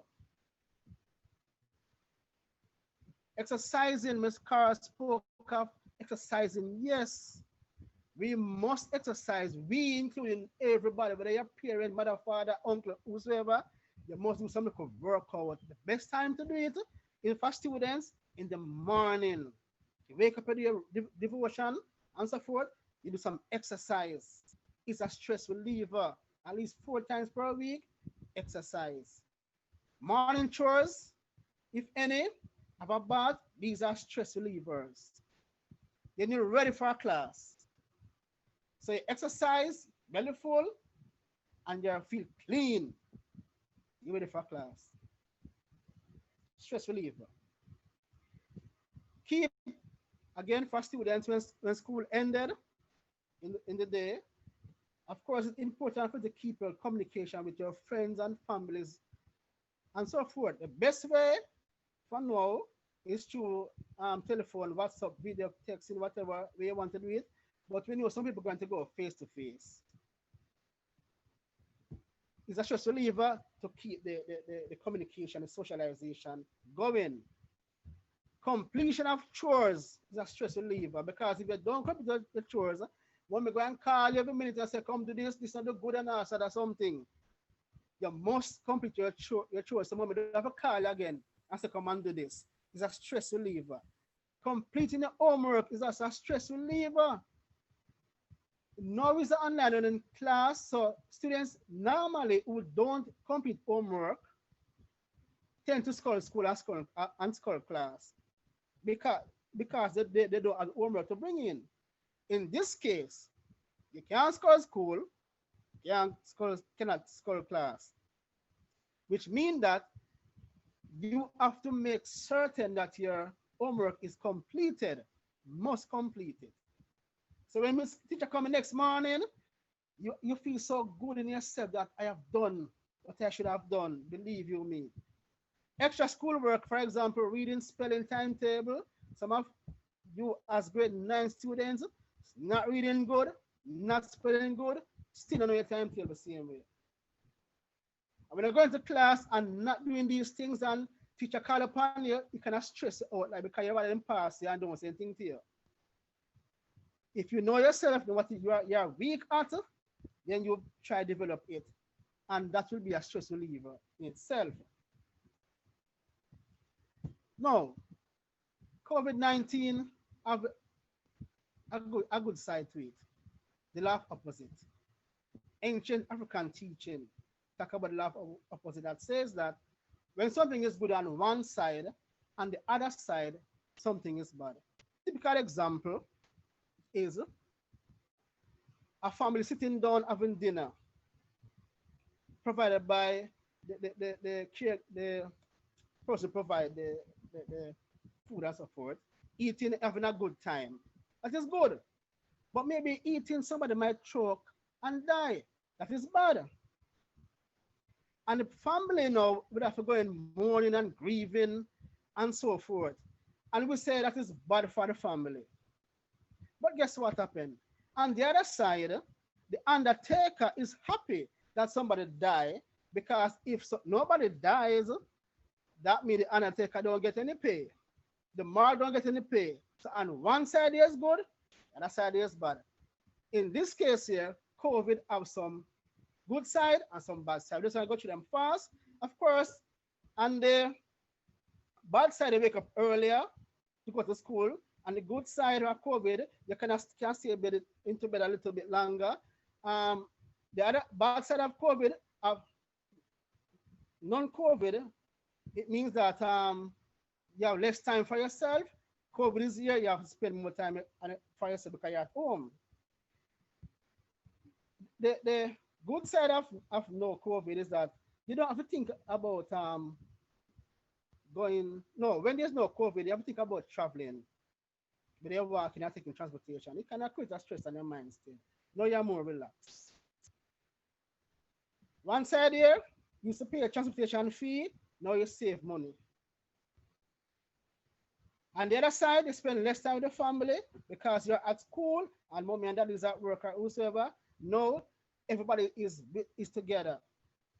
And together means that we can do things more in the house, teaching and learning. Whosoever who could not cook can cook now and all this because there's time. It gives us time to spend with ourselves. On one hand, there was less time to monitor our children because you gone to work and child gone to school, and some children take the bus or the transportation and pass the school gate and go elsewhere. And parents do not know that happened. In this case, COVID year, you have nowhere to go but stay at home. So parents are better able to monitor their children there. Now our biggest problem right now with the COVID-19 is community spread, and the person who they call asymptomatic person is a big problem there because this is where the most risky time of COVID is, community spread. And the most risky person is the person who don't show symptoms. Because if I am standing or going towards somebody who start to cough, I am not going to bother towards the person. There's a symptom there. But the person have no symptom, I'm going to go to the person with, with or without mask, because the person have no symptom at all. That's our problem here. Now, according to Dr. Andrew Mannings, president of the Medical Association of Jamaica, he said that Jamaica could lose the COVID community back to spread because people are not conforming to what the government say we should do. Dance keeping, party keeping, people still bungling at one point, people that wearing their mask and all these things. And he's saying until the government do some serious things, serious things put into place, we're going to lose the battle here. And right now we are losing because the COVID-19 death rate is climbing, the amount of persons affected is climbing, and St. Catherine is also climbing. I think St. Catherine probably is the third parish with the most. That might not be correct, but I think so. So we should really be scared in a sense.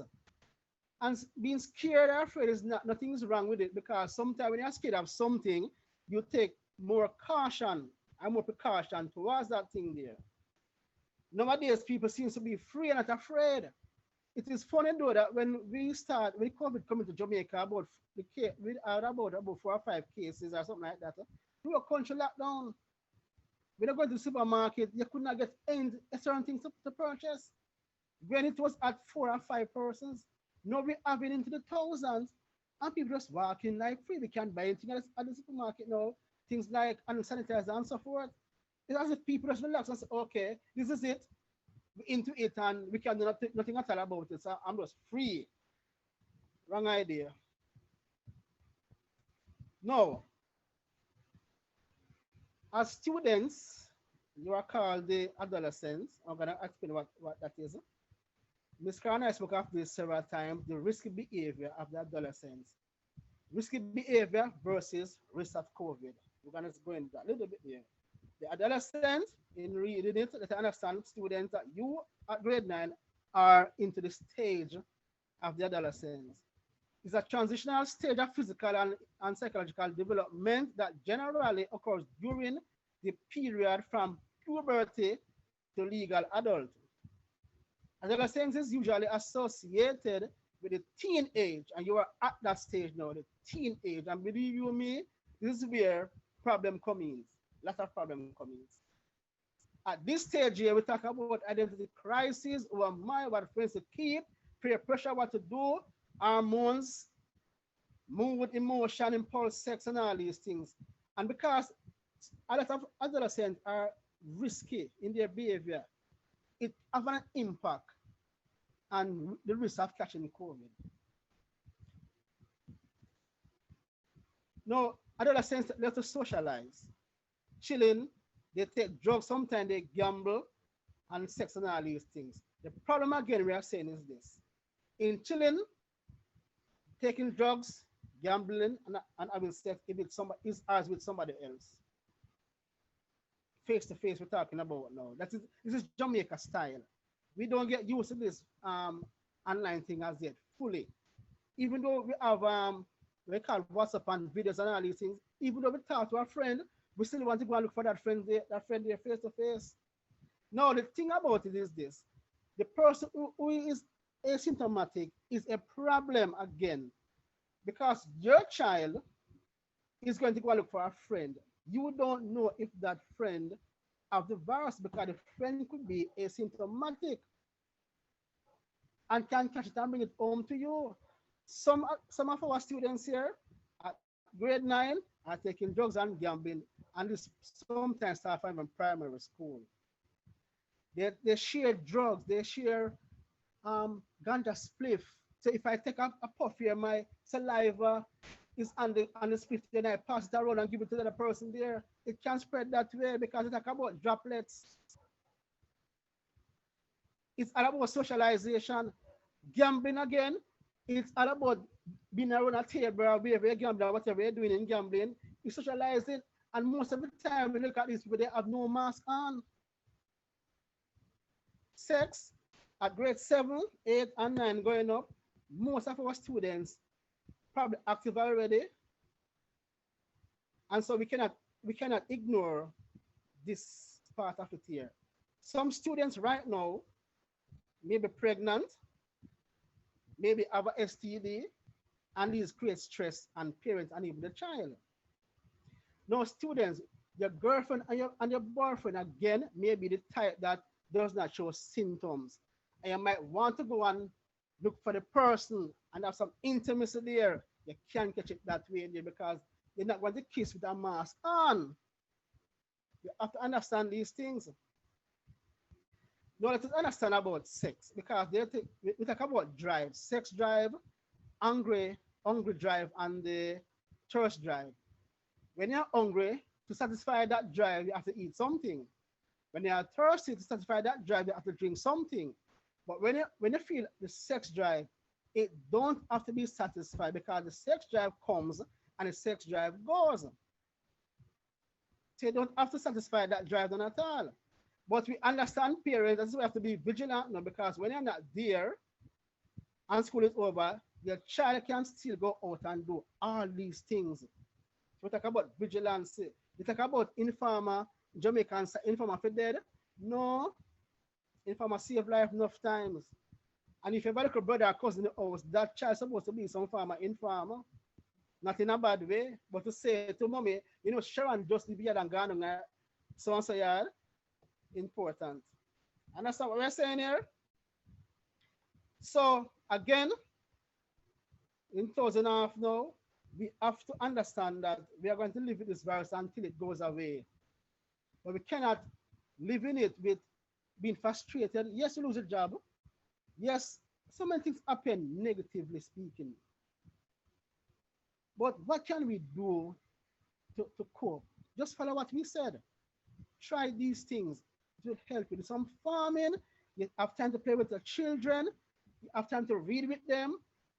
So many, I mean, it gives us time. One of the main factors that COVID-19 gives us is time to spend with each other, not the other person out there. So thank you very much. Thank you so much, Mr. Balancing.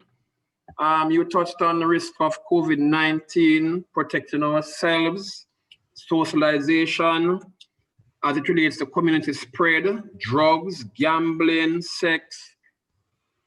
Thank you so much, Mr. Singh. You're welcome, sir. Okay.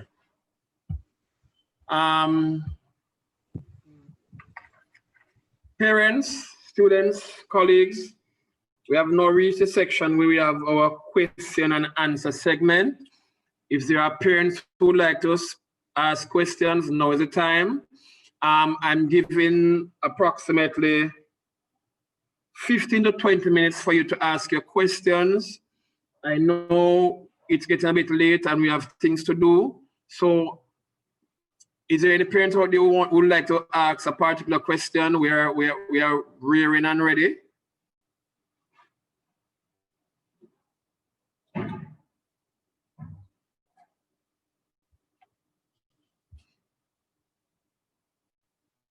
Hello?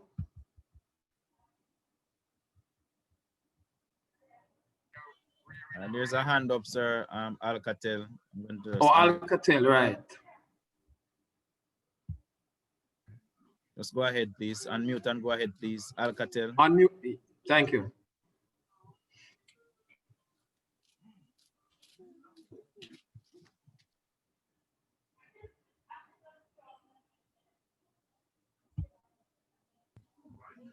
Alcatel, you're muted. Can you just unmute, please, and go ahead?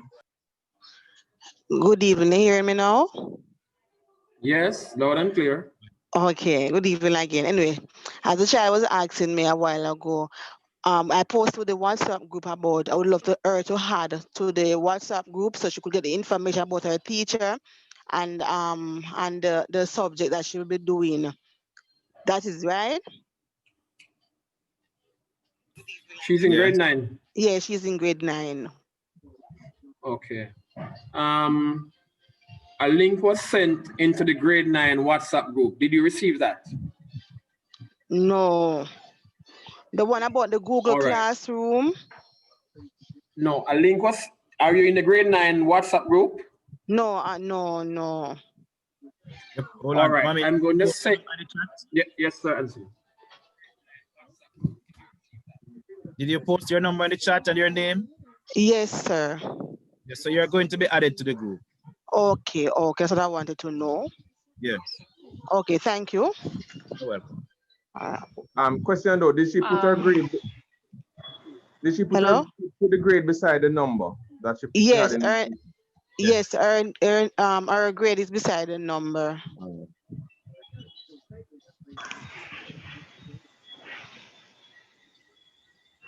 Okay. Mr. Bailey? Yes, Mrs. Henry. And here, please. Just want to reassure parents and students that we will be sending the information in the WhatsApp group.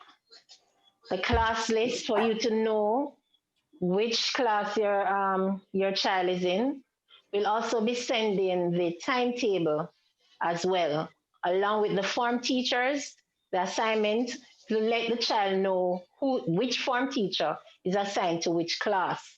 So look out for those information. We're going to be sending the class list. So you'll be able to see which class the child is in. The child will be able to see which class he or she is in.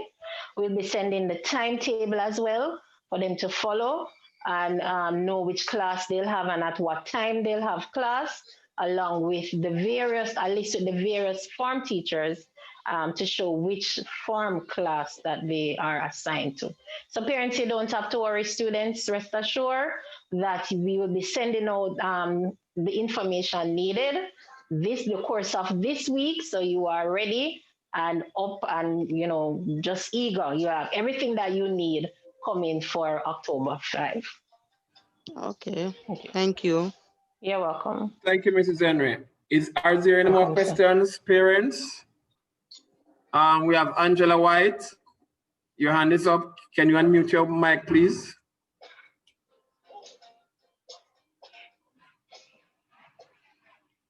Miss White?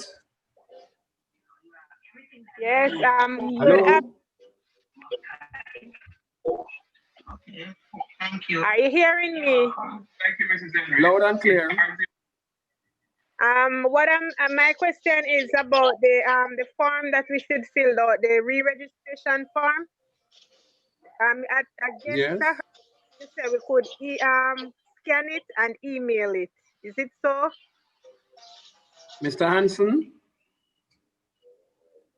I'll go ahead, Mr. Bailey. Yes. Okay.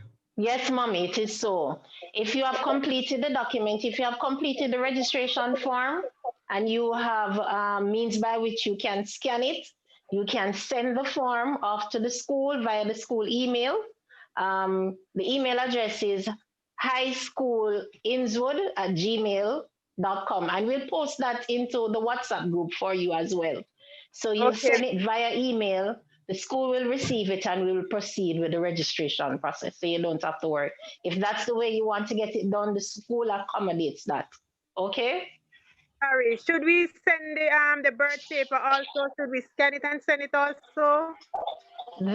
All is required for you is to just fill out the registry. What the child is going into grade 8, so we would have had a copy of the child birth certificate at hand already. So all is required of you is to just complete. Are you hearing me? I wasn't hearing you. I'm hearing you now. I'm saying all is required of you is to just complete that registration form. That form, the birth certificate is not, yes, just complete the form, scan it, and send it to the email at highschoolinnswood@gmail.com. And we'll be posting the email address in the WhatsApp as well, so you'll have it there to refer to. Okay? Thank you. You're welcome, Mommy. Are there any more questions? Any other parent would like to ask a question? Mr. Small, would you like to comment on anything, sir?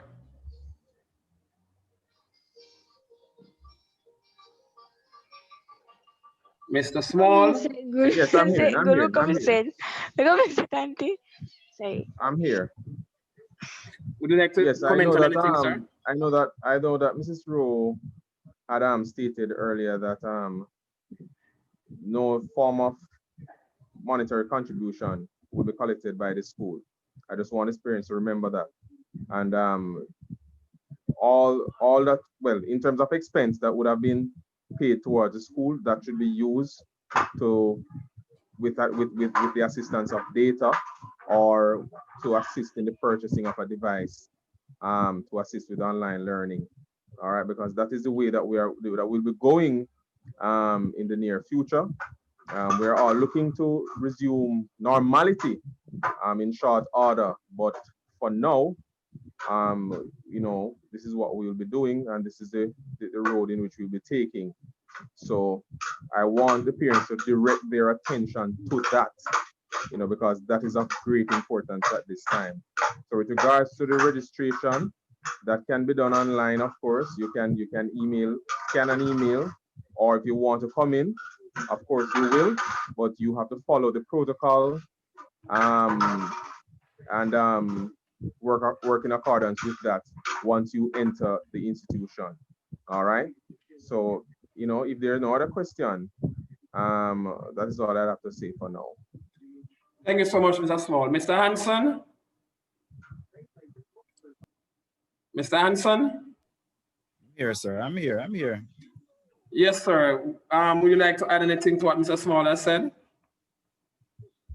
I just want to say I see parents are asking about the textbooks. Just know that the textbooks, you'll have to return the ones that you had from grade 8 in order to get the grade 9 books. All right, so if you have your grade 8 textbooks, you will need to return them so that you can collect the grade 9 books. Very important. All right, so that's the first thing. Secondly, a schedule is going to be placed. It's going to be sent out as to when you should come with your books, when you should return your books, when you should collect your books. So you need not worry about if you're going to get them or not. As long as books are available, we will be distributing them. But everybody can't just come on the same day. There has to be a schedule for pickup and drop off. So that is being worked on as we speak. Persons were asked, some persons came late, and you were asking us to repeat some stuff that we would have done earlier in the meeting. I'm going to ask you to go to YouTube, Innswood High School. That's the YouTube channel. And I'm going to ask you to subscribe to the YouTube channel, Innswood High School, and you'll be able to watch the recording. It's going to be there. You'll be able to watch the recording. All right. So go to Innswood High School, subscribe to the channel, and watch the recording. If you are not clear on anything after watching the recording, you can just post in the grade 9 group and we will respond. All right. Thank you very much, sir. Thank you, sir. Right, I want to add something, Sir Bailey. Yes, sir. I want to add something that is of vital importance, right? For next week, as parents would have heard, the directive that has been stipulated by the ministry that school will be officially open online starting October 5th. All right, let me just use the opportunity to apologize for the background noise. I have a little one there bouncing all over the place. All right, so parents, there is one thing that I don't want you to really expect starting bright and early Monday morning of next week. The process of getting our students acquainted with the system is going to be a timely one, right? So don't believe that on Monday, as your child enter the Google Suite, instantly class will start and teacher will be given activities and these activities will be assessed and marked and everything. No. We have to sensitize our students, get them in the frame of mind, prepare them for this mode of learning, because they might not be saying anything now, but they are just as anxious, they are just as confused as some of you parents are, because this is uncharted territories. You understand? This is something that is new to them. So we, the guidance counselor especially, and myself, Mr. Hanson, the Dean of Discipline, the principal, We are going to be working assiduously, the grade coordinator as well. We're going to be working assiduously in sensitizing the students. We have to tap into their psychosocial knowledge now and get them in that frame of mind for online learning. All right, this is a different platform from the physical learning that would involve them seeing us all the time and seeing them teach face to face all the time. It is going to be different, right? So we have to get them prepared for that. And it might take a little time, right? So you will be realizing that there'll be more little meetings, little Zoom meetings, even though the platform will be made available, but the teachers and the guidance counselors will want to meet with some of the students one-on-one, even before official contact in terms of content for subject will be posted or will be distributed to students. So I don't want for next week, you have parents saying, oh, no work, no give. Oh, we don't see no work. No, just be patient. Everything is phased. Everything is going to be done in a timely manner. And once we have everything properly structured, then we will move full speed ahead so that our students will benefit, especially for this year. Thank you very much. Thank you. Thank you, Sir Small. Mrs. Rowe, are you with us still? Mrs. Rowe? Okay, see that Mrs. Rowe. Dr. Thomas? Mrs. Henry? So the principal is here, you know, sir, but he's having some internet challenges. So his device is not staying online. He keeps going in and out. There is something that he would love to see, and he's trying to stay in order to see it, but his internet is not allowing him. Oh, he's all right. He just unmuted his microphone. Sir? Dr. Thomas? Oh. I'm not hearing him. Not hearing him. Mrs. Henry? But I'm not hearing him. Mrs. Henry, would you like to say anything? Closing arguments, please.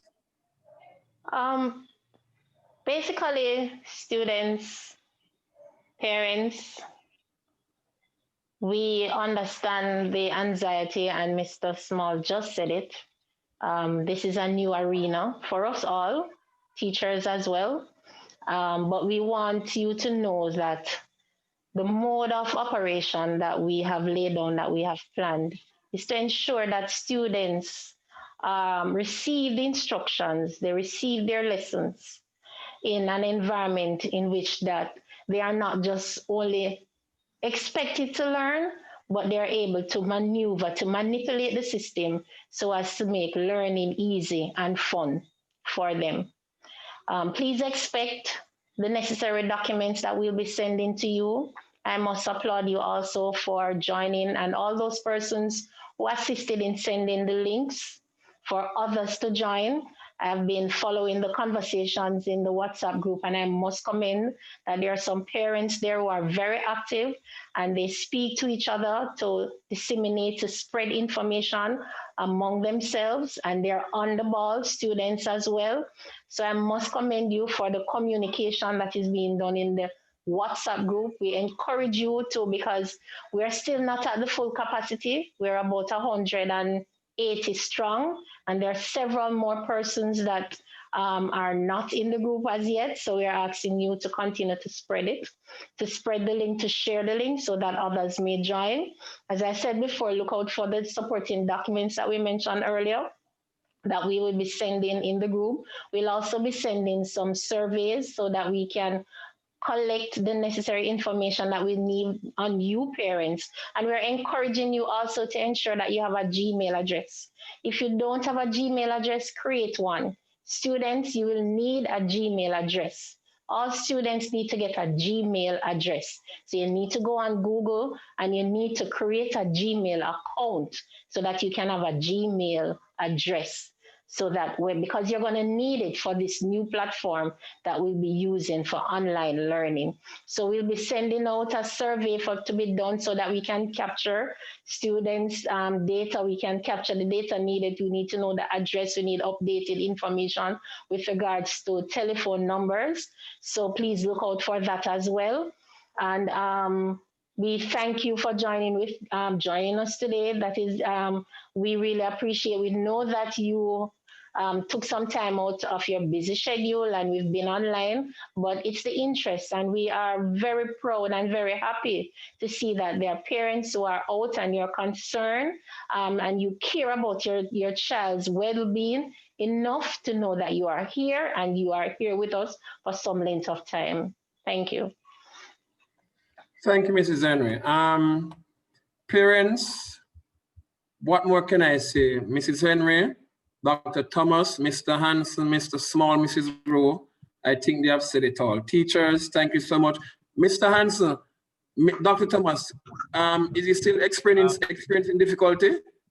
He is. He will not be able, he has asked me to apologize for him to the parents. So parents, I want to apologize on behalf of the principal.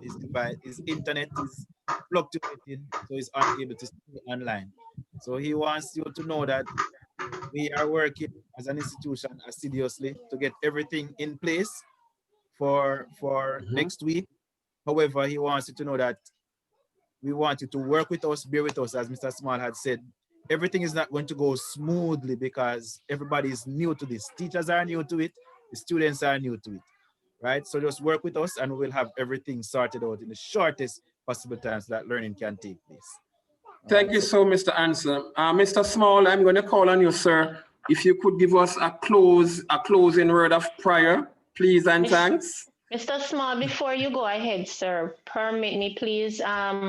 I would like Ms. Carr, I'm calling on Ms. Carr at this time. I know that you had made some contact with regards to tablets because our students are really in need of device.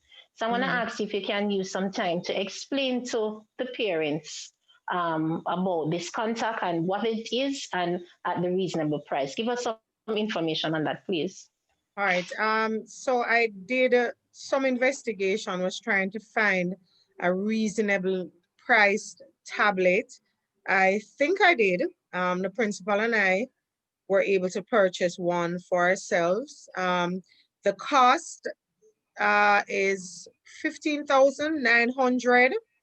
I'm going to send the flyer so you can see a picture of it and so that you can see the specs. It uses a SIM card. It's an Alcatel tablet. So I'm going to ensure, Mrs. Henry, that you have a picture of it and can put it in the group so the parents can see. So please WhatsApp me and let me know if it is that you're interested in purchasing one of these tablets.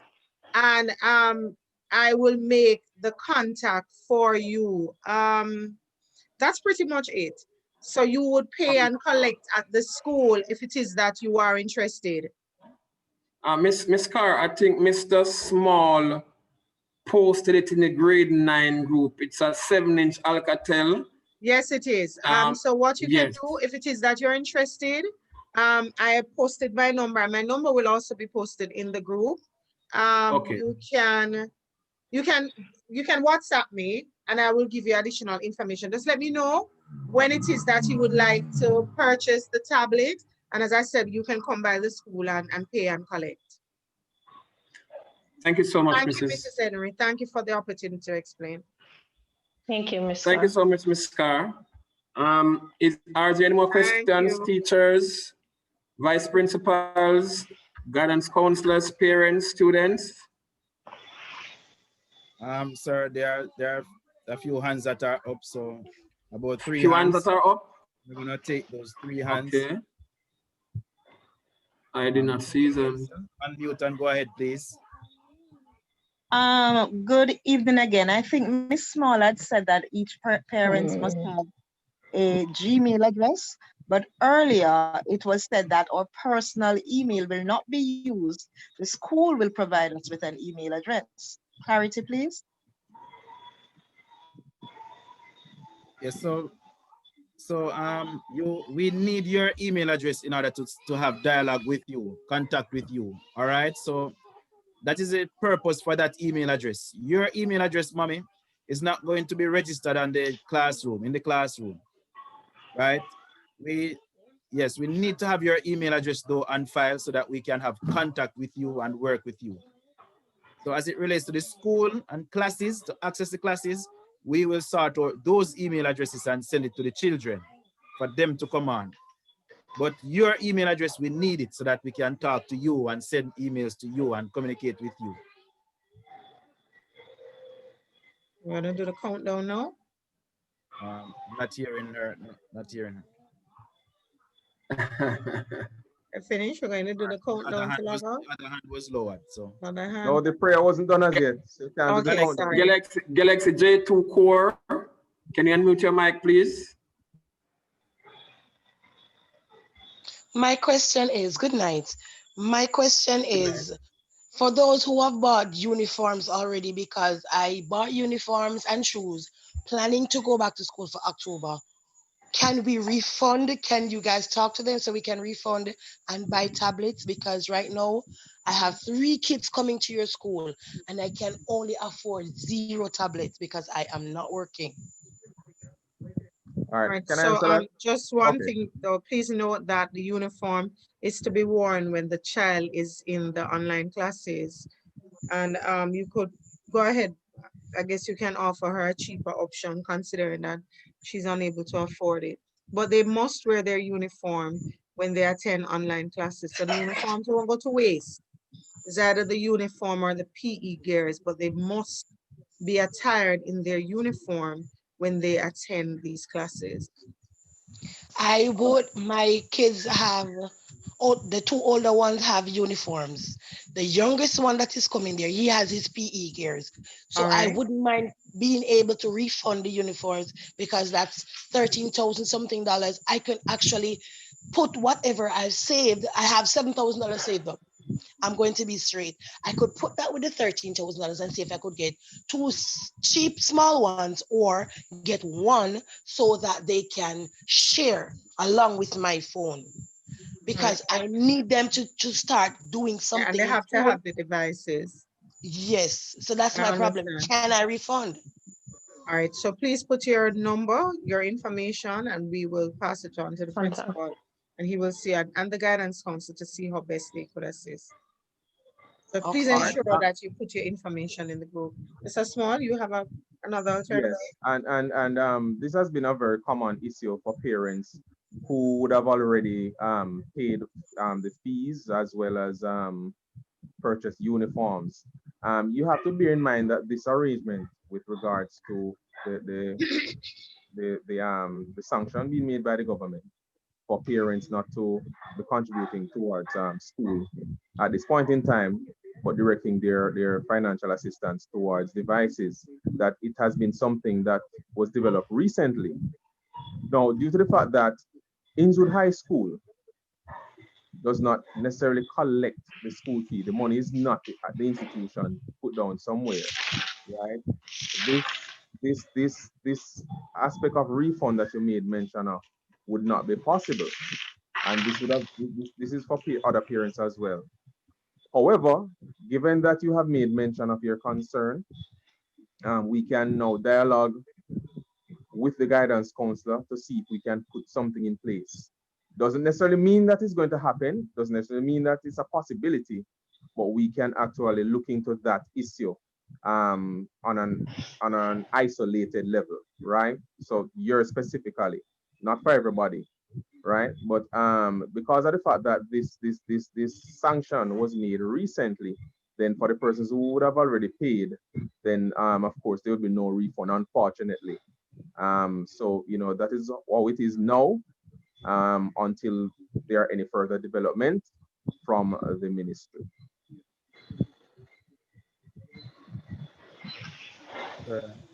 Angela White.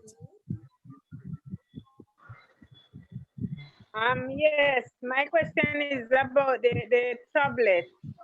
Miss Carr, sorry. Yes, ma'am. Could you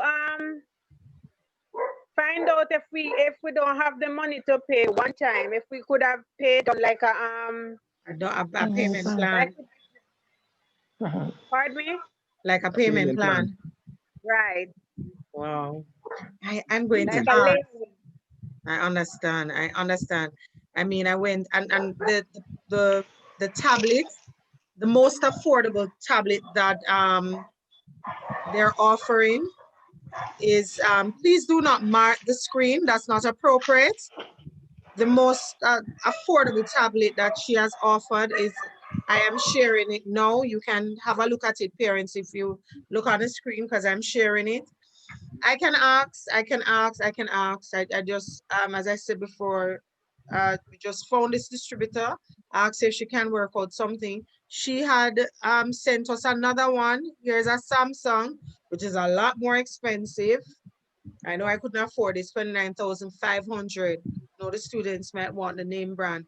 But I will find out from her if she would be able to accommodate and maybe have her call you or so forth.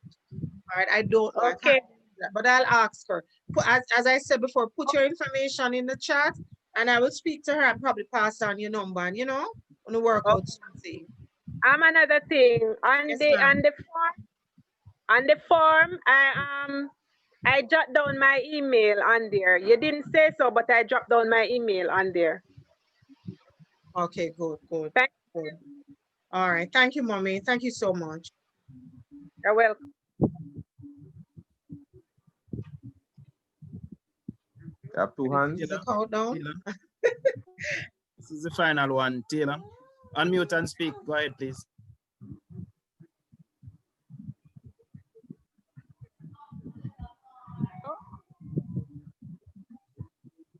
Are you hearing me? We're hearing you now. As I have a concern here. As for me, my son Lavan Taylor is going into grade 9, and I have already purchased uniform, 4 suits of uniform, and a 4 suit of uniform cost 16,000. So that 4 suit of uniform money could I buy a tablet. So that is my concern. And I went by the store this morning, and they said they're not accepting back any uniform. So that is my concern. How am I going to purchase a tablet now? I tell you, it's I've already paid the school fee. I wish the principal was here. Mr. Hanson, will you be addressing that? I just wanted to share though, parents, it is a genuine concern and we understand completely. I want to share something with you, parents, just so you understand the depths of our empathy.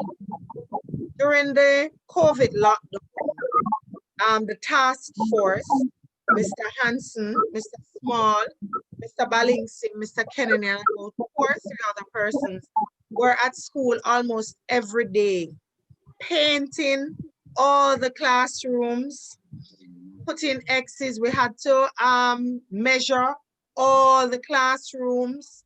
We had to have all the every single classroom from 7 come all the way over.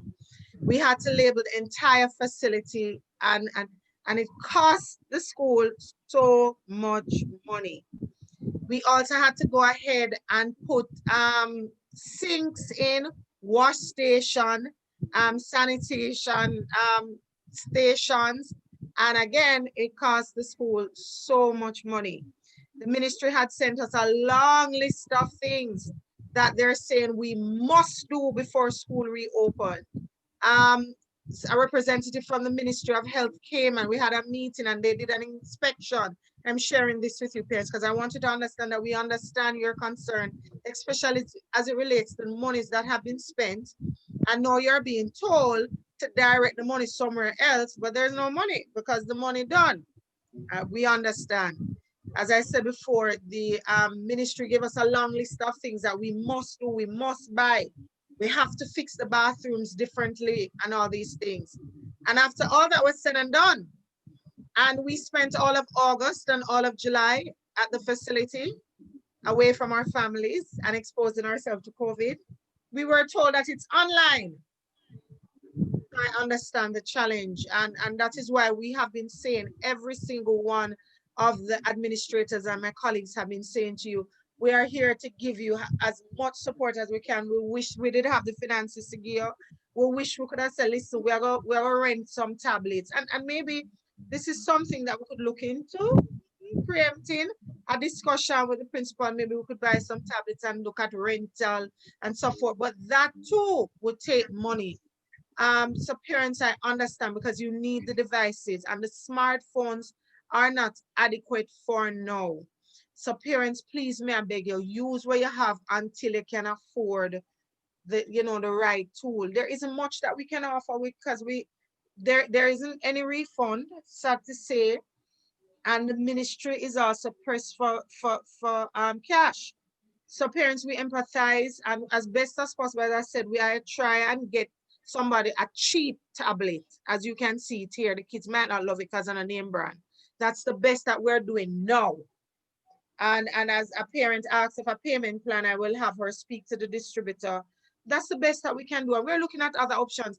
If you can make any reasonable suggestion, please do not hesitate to do so. Thank you.